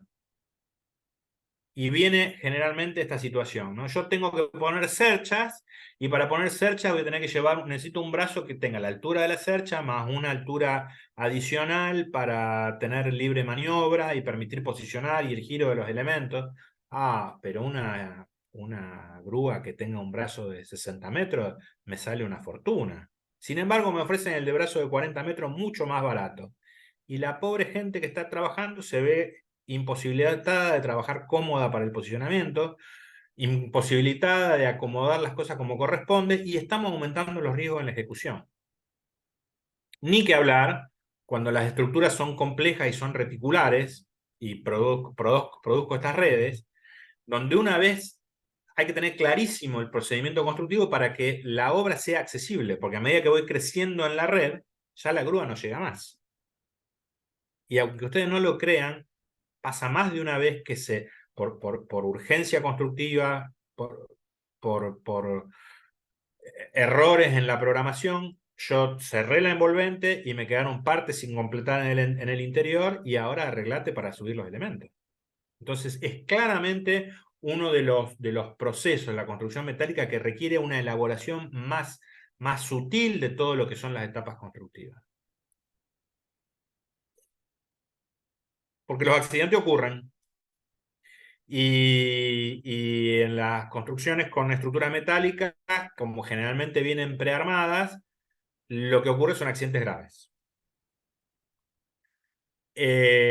No solamente por el colapso de elementos de mucho peso, fíjense que acá abajo hay, no sé si lo alcanzan a ver, hay dos plataformas hidráulicas aplastadas, más un andamio que fue por acá, pero hay dos plataformas hidráulicas aplastadas con trabajadores, obviamente, que en el momento de recibir el impacto salen volando, sino que la otra circunstancia que me ocurre es los daños a los propios elementos constructivos, porque se me cae una cercha de 30 metros de altura y no va a salir más, se va a deformar, porque va a recibir solicitaciones para la que no está planteada. O este caso, donde son vigas metálicas,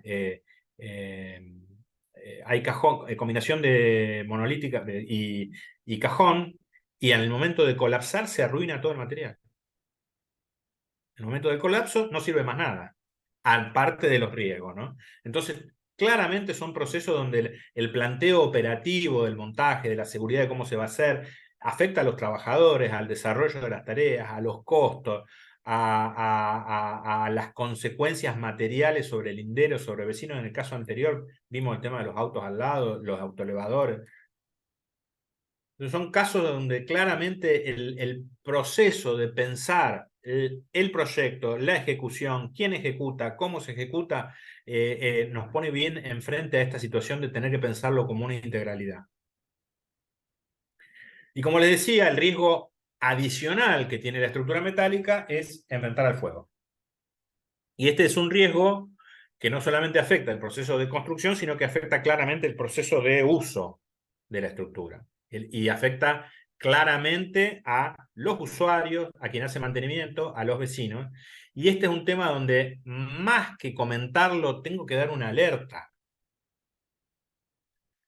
No podemos seguir impulsando el uso de estructuras metálicas para edificios con gran ocupación, porque una cosa es hacer un galpón para guardar cereal y otra cosa es hacer un centro médico, una escuela, una facultad, con estructura metálica sin que la estructura tenga protección contra el fuego.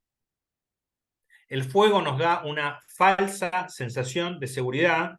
El metal nos da una falsa sensación de seguridad, pues sabemos que el metal no se quema.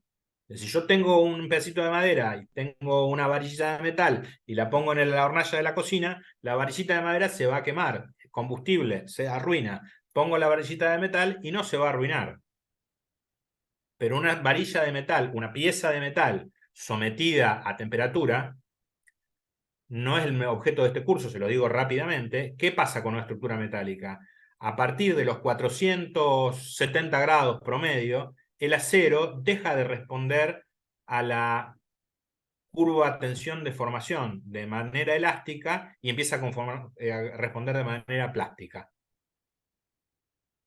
Entonces, cargado, va a colapsar. Estamos generando edificios de alto riesgo para ocupaciones porque ninguno de los edificios metálicos que estamos promoviendo en la ciudad tiene protección contra incendios.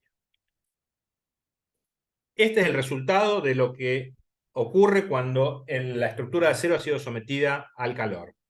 Como ahí ven, tuvo un comportamiento plástico. Se panseó ante su propio peso porque la respuesta ya deja de ser elástica.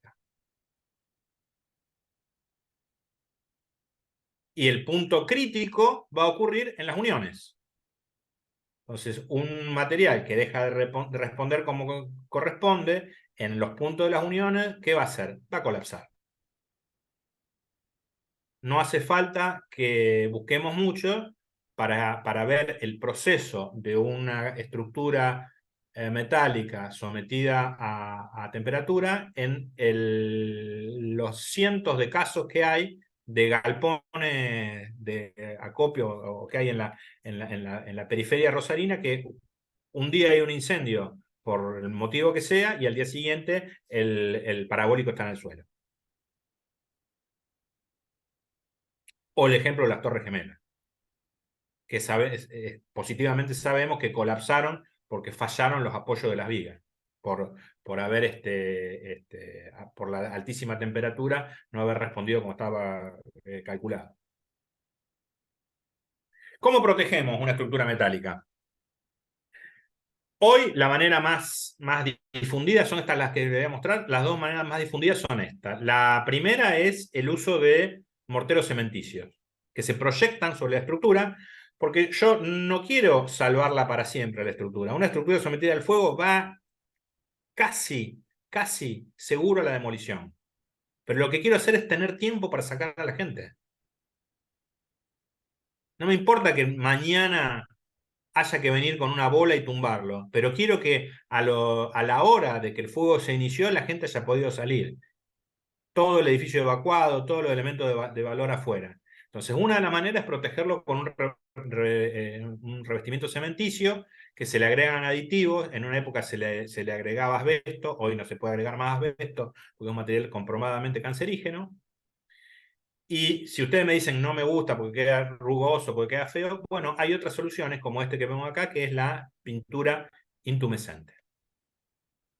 La pintura intumescente, que es lo que se aplica mayormente cuando la estructura queda a vista, es una pintura que a la vista es igual que una pintura común y corriente, pero sometida al fuego va a empezar a ampollarse y va a generar una especie de esponja de pintura, de manera de que esas burbujas de gas que se forman en esa esponja de pintura hagan de aislante térmico para que el núcleo del metal tarde más tiempo en llegar a los 470 grados. Nadie está aplicando en estructuras metálicas en nuestra ciudad protección contra incendios. No sé si se aplicó en la obra de ampliación del aeropuerto. Imagínense la situación de tener el aeropuerto, la terminal de pasajeros llena de gente, tenemos la terminal, bueno, en un aeropuerto hay un montón de situaciones que pueden dar lugar al fuego. No sé si se aplicó.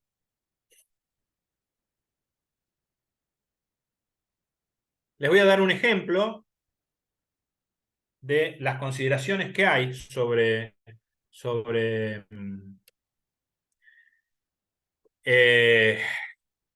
estas situaciones que hacen a la seguridad de los usuarios en un caso real. Este es un caso que me tocó hace ya unos años. Era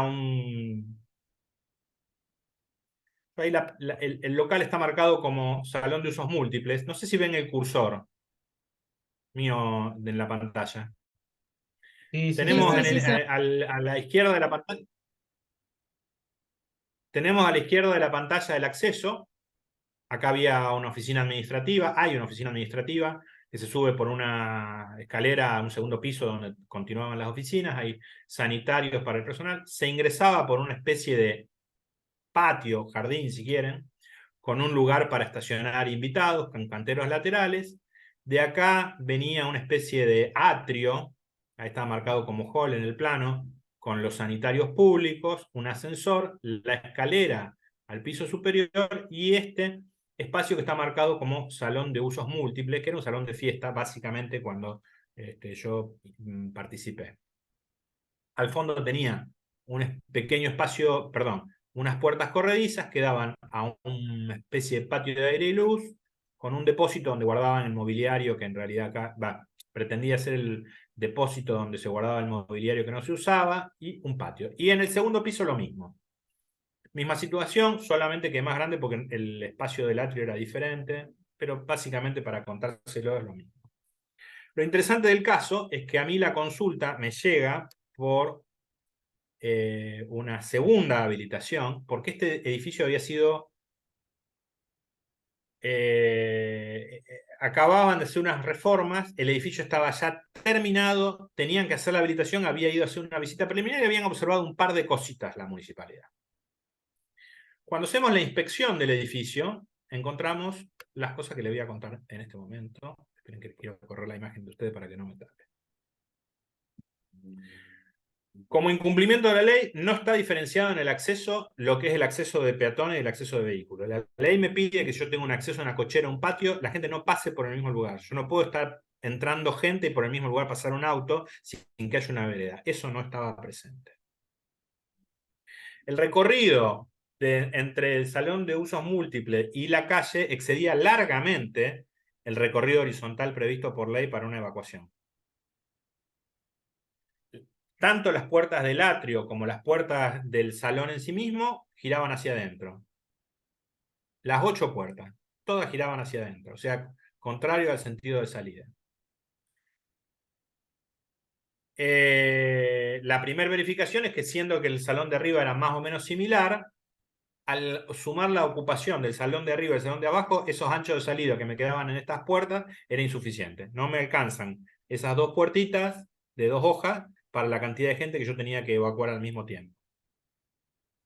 El lateral era no accesible, no había manera de hacer una salida hacia el lindero. Y habían planteado para el salón de planta alta, habían planteado, como era un poco más grande, una segunda salida de emergencia por una escalera marinera que venía a este patio.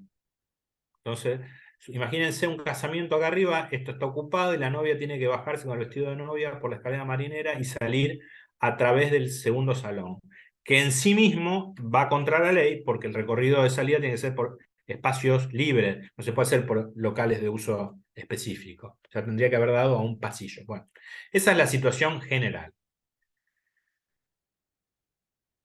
Es decir, que por el cálculo había que tener dos salidas de emergencia, lo habían intentado en la planta alta con la salida esta y en planta baja no, lo habían ignorado completamente. Al momento de ir a verificar qué había en el lugar, encontramos un par de situaciones, un par. Esperen que quiero ver si puedo correr esto. No estaban los extintores. La central del alarma no funcionaba. Los detectores de incendio estaban puestos en los lugares más absurdos que se puedan imaginar, sobre todo en la planta alta, donde era cubierta liviana, y estaban puestos en la línea baja de la cercha, de manera que hay como 20 minutos de humo hasta que se activan. ¿Qué pasó?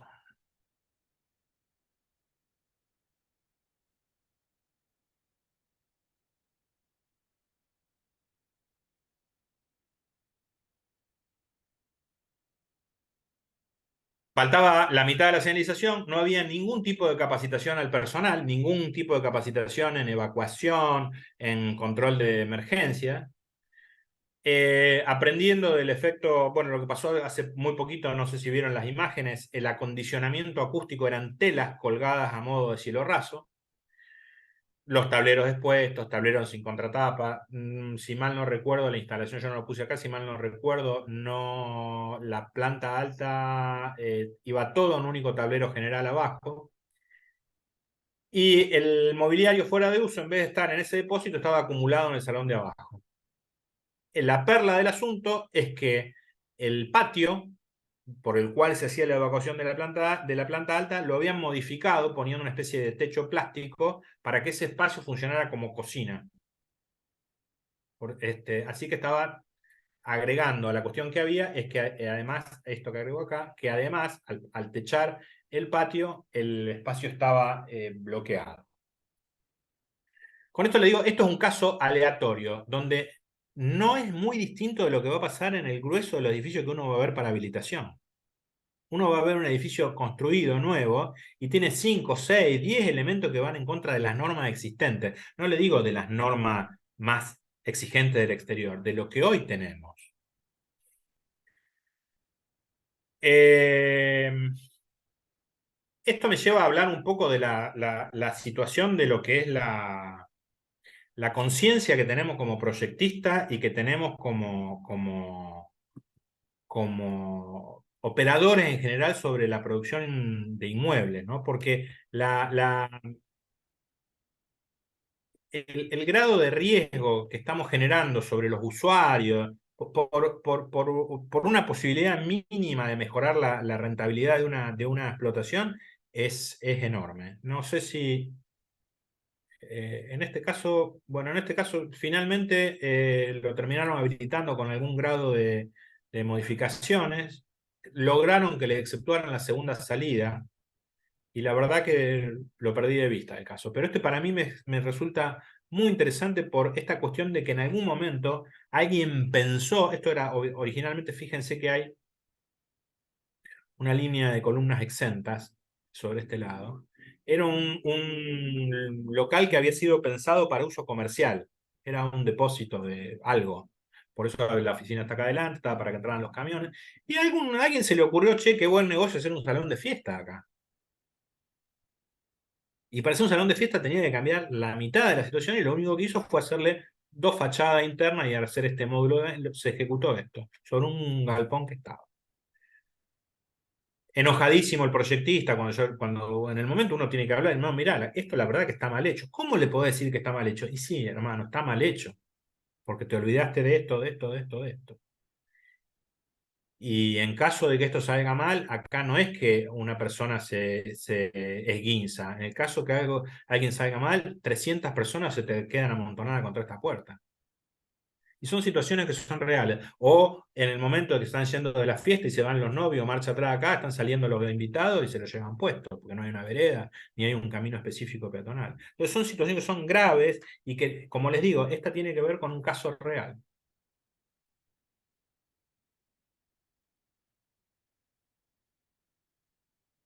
Yo les dije que iba a comentar dentro de las cuestiones de seguridad integrada, esto que llamamos técnicamente como síndrome del edificio enfermo, y que, como les decía al principio, es prácticamente desconocido y no se lo considera en la Argentina. Parece que fuera una cuestión muy utópica, muy de país del primer mundo. Y es claramente una afectación sobre la seguridad de los usuarios y visitantes, sobre la salud de los usuarios y visitantes. Y como primera definición se dice que el edificio es determinante en que los ocupantes tengan una mayor incidencia de enfermedades que la esperable. Vos tenés a un núcleo, un conjunto de 20 personas, esas 20 personas las llevás al aire libre y tienen una salud perfecta, esas mismas personas las pones a trabajar en un edificio X y tienen una salud perfecta, las llevas a otros edificios y empiezan a generar una serie de patologías. Entonces es evidente que la causa de esas patologías tiene que ver con el lugar de trabajo.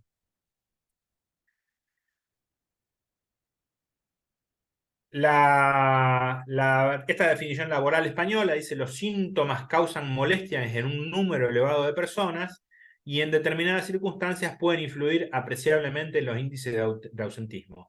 Está registrado que por muchas de las circunstancias que ahora vamos a ver, determinadas por el hábitat, por el ambiente, se sube el ausentismo laboral, sobre todo en oficinas.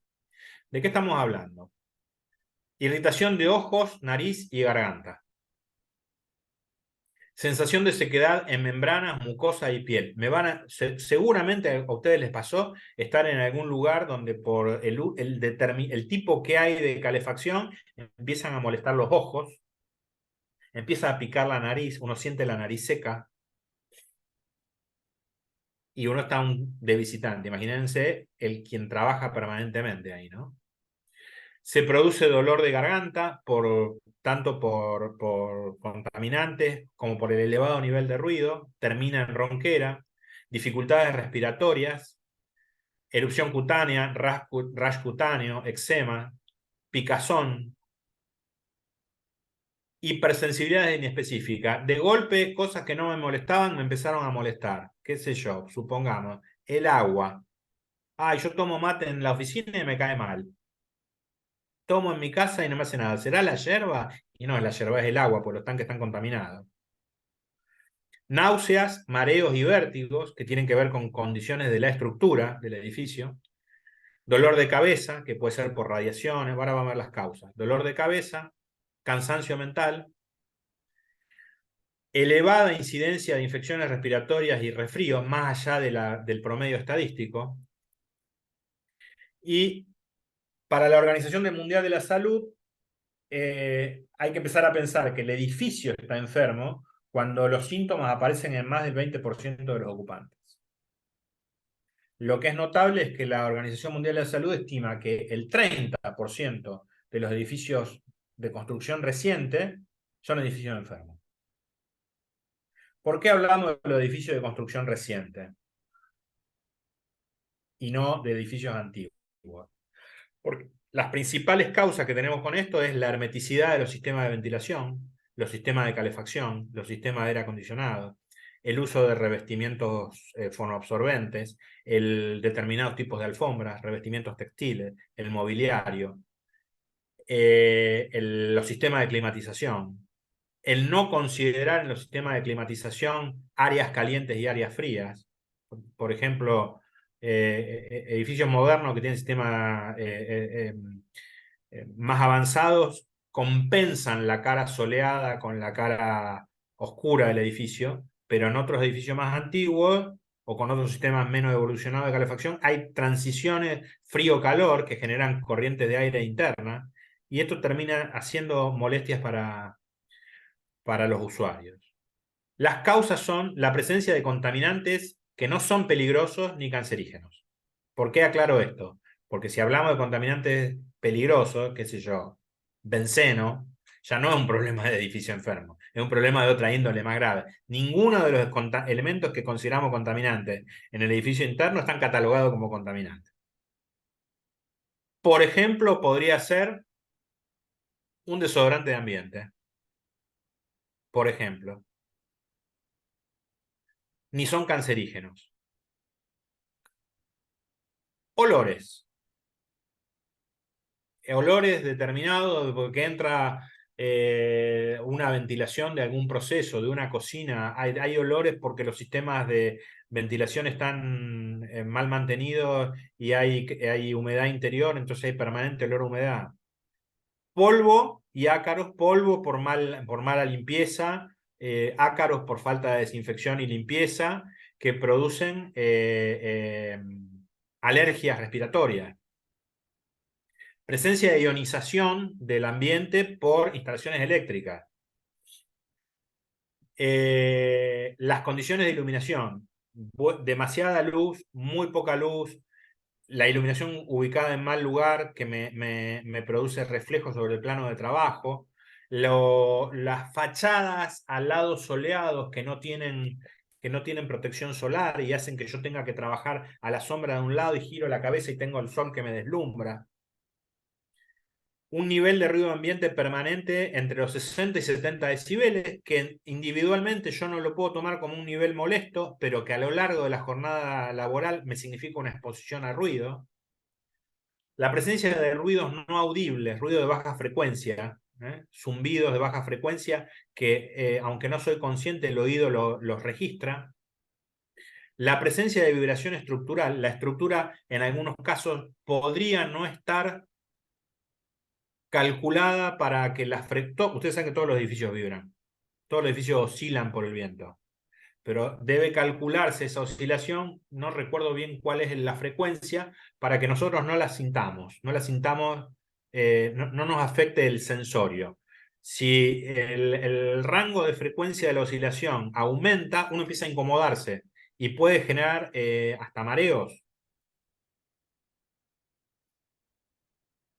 Disconfort térmico, que es la situación que yo les hablaba anteriormente, la presencia de humedad ambiente, no estamos hablando de olores como olor a humedad sino la presencia de humedad que genera problemas cutáneos, problemas respiratorios, deficiencias de ventilación por falta de renovaciones de aire conforme a lo que corresponde. Le voy a contar una cosa que es absolutamente demostrativa de lo precarias que son nuestras condiciones de evaluar el hábitat. Cuando ocurrió la pandemia, uno de los elementos determinantes para volver al trabajo es asegurar las condiciones de ventilación, el número de renovaciones de aire. No hay manera de medirlo en nuestro medio, porque nadie tiene los dispositivos. Porque como a nadie le importa cuánto es la ventilación de un espacio laboral, no hay instrumental necesario para medirlo, se llaman balómetros. Son dispositivos que se ponen en las salidas de aire, miden el caudal, uno puede cuantificar cuánto entra, cuánto sale. No hay. Pedimos a los importadores, no se importa porque nadie los usa. Hay consideraciones muy interesantes sobre la ventilación, que también probablemente quien haya trabajado en oficina lo va a registrar. Hay condiciones de disconfort por falta de ventilación que tienen que ver con el olor humano. En algunos países del mundo se trabaja ya sobre la medición del olor humano. Porque estoy con 20 personas en el mismo piso, la ventilación no es deficiente y es cuando dice, che, qué olor a encierro que hay acá. Y eso genera disconfort. Y son situaciones que uno debería atender en el proyecto, en la definición de las condiciones de ventilación, en las condiciones de climatización, y que lamentablemente en nuestra situación marginal del mundo nadie lo tiene en cuenta. Las radiaciones, que pueden ser, en este caso obviamente estamos hablando de radiaciones no ionizantes, no estamos hablando de cuestiones graves de que haya radiación beta, gamma, no, radiación solar, radiación de ultravioleta, radiación microonda, que termina generando clima de bajo confort para los usuarios. Pero son todas cuestiones que uno debería tener en cuenta y que si tienen ganas de profundizar, hay una norma de recomendación técnica del Instituto Nacional de Seguridad e Higiene del Trabajo de España, es la NTP 289, que bueno, es una primera introducción para esto, para alguien que lo quiera leer, y que, como les decía, en la Argentina las cuestiones que hacen al edificio enfermo no están ni siquiera en pañales. Ni siquiera están embrionarias. Todavía no, el cigoto no empezó a desarrollarse y no creo que haya nadie en mi tiempo que me queda de profesional en esto, que alguien se atreva a meterse en esto, porque es algo que todavía parece que a la sociedad no le importa.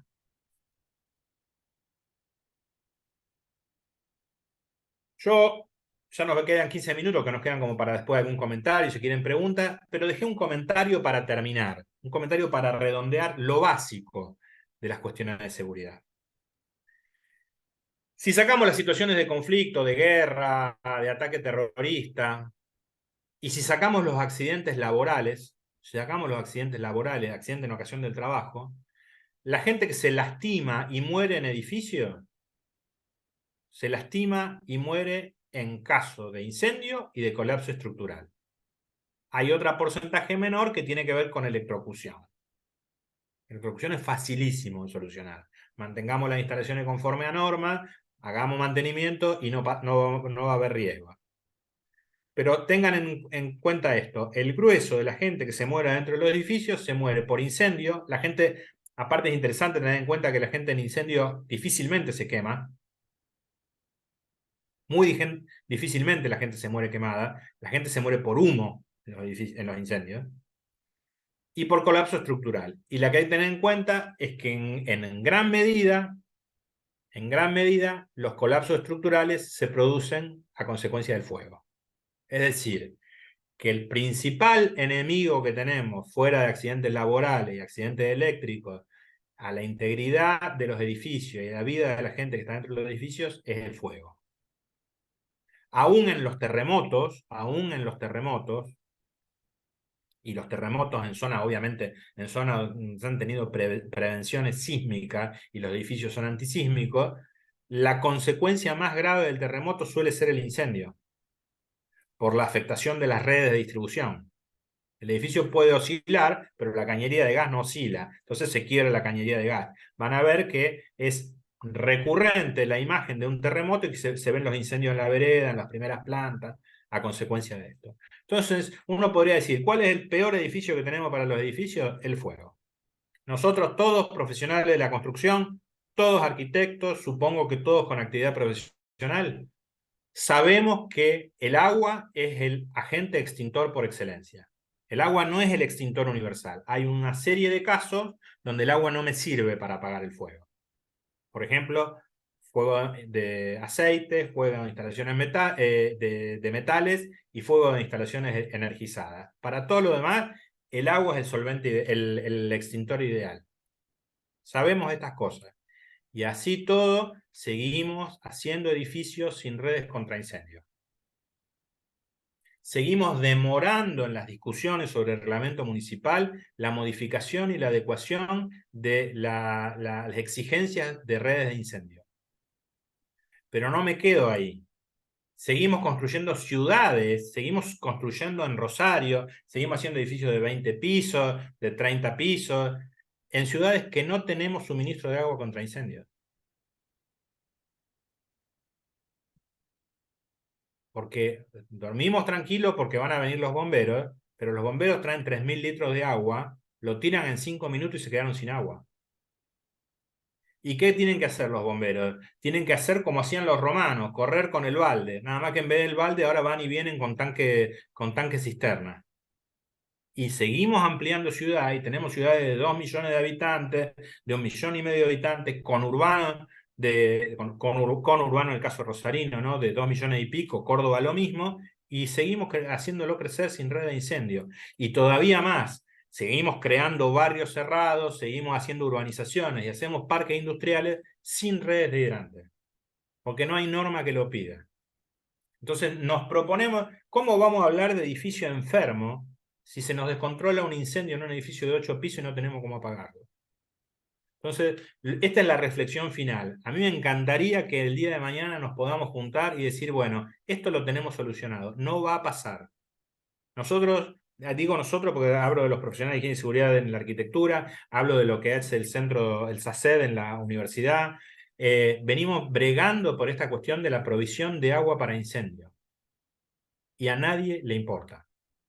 Cada tanto algún concejal pide y dice, che, queremos saber qué pasa con los hidrantes. Y la empresa de agua dice, los hidrantes están y funcionan. Yo los desafío que ustedes vayan y busquen en la cuadra de su casa si encuentran la tapa marcada H.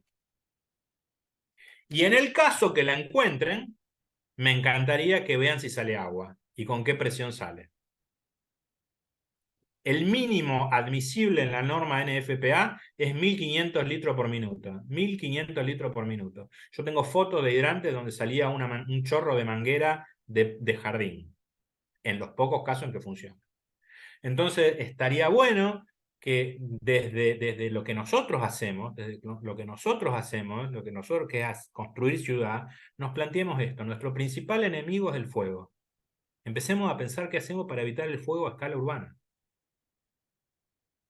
Hay yo me acuerdo que mi viejo, que era abogado y que no entendía un pomo de cuestiones de seguridad edilicia, siempre decía lo mismo: no podemos hacer ciudades más altas que las escaleras de los incendios. Que de algún lado lo habrá sacado porque lo he escuchado muchas veces decir a eso.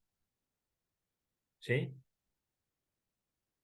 No podemos hacer, no, si la escalera de los bomberos sube 20 metros, tenemos que hacer 6 pisos, 6 por 3, 18, sí, 6 pisos, pongamos.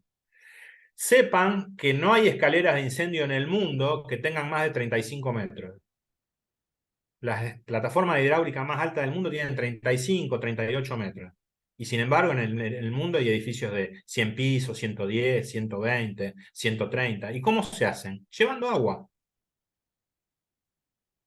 Los bomberos suben por un ascensor de bomberos o suben por la escalera y se conectan arriba, abren un grifo y tienen agua que les llega de la calle. Nosotros no podemos hacer eso ni siquiera en un primer piso, porque vamos a la esquina y no tenemos agua. Entonces, esto se los dejo como idea final, porque creo que es lo que nosotros deberíamos exigir mínimo de nuestras autoridades, de nuestra administración, tener la posibilidad de que en la esquina de mi casa en pleno centro, en la esquina de Hernán en el macrocentro, haya agua para los bomberos, que quien vive en Fisherton tenga agua cerca, quien vive en Funes tenga agua a 150 metros, y que los hidrantes funcionen. Otro día podríamos hablar de hidrantes urbanos, podemos hablar de cuántos hidrantes tiene París. Y París tiene cerca de, si mal no recuerdo, 14.000 o 15.000 hidrantes y los verifican todos los años con precisión europea. Nueva York tiene un número grande y ellos lo verifican por lo menos una vez cada 3 años. Acá hay hidrantes que desde que se fue la concesionaria en 1943 no se abrieron más, tienen pavimento, vereda, cambio de baldosa hecho arriba, están en algún lugar, vaya a saber dónde, y la válvula bola no se mantiene desde hace 80 años. Eso es lo que tenemos en la calle. Entonces estaría bueno que empecemos a preocuparnos porque una manera de preocuparnos por la propia vida esta, sino ¿qué nos ocurre? Vienen los bomberos, tiene que venir un camión Cuba, prestado, que es como en otros lugares se hace en el campo. Y así vivimos nuestras ciudades. Dicho esto, les agradezco y quedo ahí la información de contacto y consulta y estoy abierto a la consulta que quieran hacer en este momento, por los próximos 6 minutos, porque ya no me da más la garganta. Bueno, muchísimas gracias, Rubén. Hasta yo estoy desbordada con toda la O información. espantada. Nos cuestionamos una y otra vez la profesión que tenemos y bueno, ¿y cuántos años uno está lejos de toda esta problemática? ¿No? Hay, como siempre decimos con Hernán, hay que seguir insistiendo en estos temas porque, bueno, creo que no hay plena conciencia de todo, todas estas aristas. Propongo que, bueno, si alguien quiere abrir el micrófono y preguntar directamente, es el momento, tenemos unos minutos para consultas. Alguien pedía acá si podías reiterar la norma. Sí, no me la acuerdo de memoria, así que tengo que ir para atrás. Yo aprovecho la oportunidad eh, para, para subrayar esto que decía Rubén y con esta charla magistral que nos dio como cierre eh, y que lo dijimos durante todo el curso, que la intención de este curso justamente tiene que ver con enfocarlos en la prevención, en la planificación como la base de todo. Un trabajo profesional tiene que tener una buena base en ese sentido, y eso es lo que nosotros tratamos de inducir, ¿eh? Y que nuestros profesionales se formen en esto que nosotros vemos y que seguramente van a ir apareciendo muchas otras cosas, nosotros se las vamos a ir tratando de acercar, pero también queremos incentivar esa curiosidad de saber que hay otras formas de construir, de planificar, de pensar, que hoy en día esto de la virtualidad nos acerca un poco todo eso a todos, ¿no? En el lugar que estemos, siempre lo repito, nosotros en este caso estamos apuntando a toda la provincia de Santa Fe, y la idea es acompañar y que las localidades más chicas aprendan de los problemas que atravesamos en las localidades más grandes, ¿no? Que todavía nos cuesta poner en orden, para decirlo de alguna manera. Entonces, los que tengan la oportunidad de trabajar en esas comunas, en esos municipios, se interioricen por estos temas, los puedan trasladar y de esa manera poder hacerle un mejor hábitat a nuestros conciudadanos o coprovincianos. Esa era un poquito la idea y bueno, espero que les haya servido. ¿Encontramos la norma? Sí, acá está. Sí, ahí está. Sí, en general todas las normas españolas, estas las del, si las googlean directamente las van a encontrar para leerlas. Bien.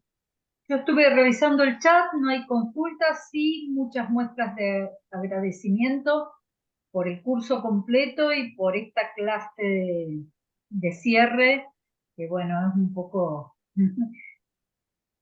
el resumen Bueno, de todo. les avisamos que hay un trabajito práctico más que tiene que ver con responder algunas preguntas sobre esta clase, que todos los que están incorporados al Classroom, además después nosotros vamos subiendo de alguna manera alguna información, algún dato. Rubén también, hay que decirlo, hoy en día es el secretario de posgrado de la Facultad de Arquitectura desde hace unos pocos meses y esperemos que por unos cuantos meses más o años, eso lo veremos, pero también los vamos a comunicar, los vamos a invitar, por supuesto con el colegio interactuamos en todo lo que producimos y lo que ellos producen y la idea es que compartamos con todos nuestros colegas matriculados o no, toda la información para que puedan seguir actualizándose. Así que los vamos a estar invitando a los próximos cursos que se produzcan. Yo ¿Eh? aprovecho ese comentario que hace Hernán y les comento que estamos trabajando, no sé, no les puedo dar una fecha porque va a funcionar a partir de convenios con la Universidad Nacional de Córdoba. Estamos en tratativas para hacer una diplomatura, o sea, un curso corto que va a despacharse en un año, una diplomatura de sistemas de protección contra incendios. Les tengo que decir de entrada que en nuestro medio es más o menos lo mismo que hacer un curso de, no sé, Ikebana, porque nadie te lo demanda, porque la realidad es esa, uno sabe calcularla, instalarla, pero las oportunidades que hay reales de hacerlo hoy son limitadas en las instalaciones industriales. porque las exigencias no existen. O sea, hay cantidad de instalaciones que deberían tener instalaciones contra incendio, cantidad, y que lamentablemente terminan en excepciones y terminan arreglándolo con matafuegos. Es más, hay cantidad de instalaciones que yo creo que nuestro reglamento de edificación ya debería modificarse y debería exigir lo que se llaman instalaciones automáticas contra incendios, para que preserven al edificio aún cuando no hay ocupantes, como es el caso de los depósitos, que hay cantidad de depósitos entre medianera en el medio de una cuadra, en los lugares más inesperados del centro de la ciudad, y que no tienen protección contra incendios. Y que 2x3 vemos en de 12 a 14, ardió una fábrica de peluche en calle Ruillón, todos los vecinos, eso debería estar protegido contra incendios. Carpintería, fábricas textiles, depósitos textiles, pero no, porque ¿para qué? Yo les cuento al respecto otra experiencia profesional. Hace unos años me llama un propietario que tenía que renovar un alquiler de un establecimiento donde había depósito textil, y la municipalidad le pedía que instalara red de hidrantes y detección de incendios. Y el propietario lo quería poner. Y el inquilino, que tenía el material dentro, dijo, no ponga. A mí me conviene más que las cosas se quemen, total me la paga el seguro.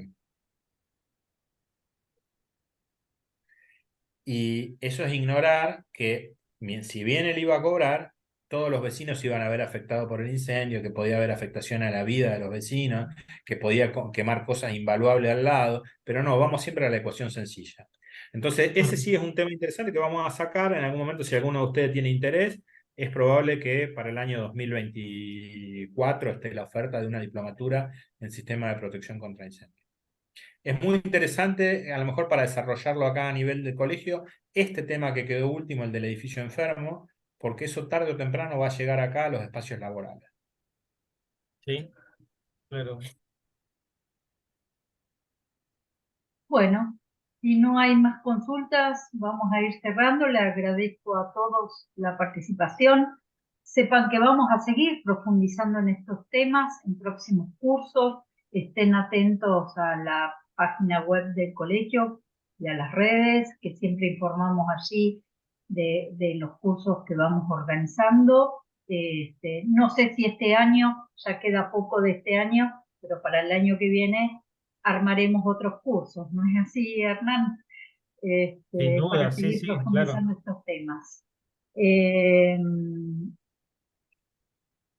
Aquí cierro con algo que pone Agustín. Hay un concepto interesante de que cuanto más sabemos, más responsabilidades tenemos. Y así es. Sí, pero mejor preparados también estamos para no equivocarnos, así que también apuntamos para eso. Aparte, Agustín es un amigo, lo conocemos de la facultad.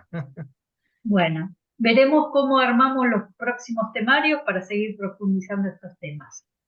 Sí. Muchísimas gracias, Rubén, por No, tu gracias a ustedes. presentación en nombre del Gracias a ustedes. colegio, y muchísimas gracias, Hernán. Ha sido un gusto una vez más compartir este curso. Gracias, Viviana, gracias al colegio y gracias a todos ustedes que compartieron el curso con nosotros. Nos vemos pronto, nos vamos a ver pronto, van a tener novedades. Nos vemos pronto. Gracias a todos por participar. Chao, buenas Chao, noches. hasta luego. Hasta luego.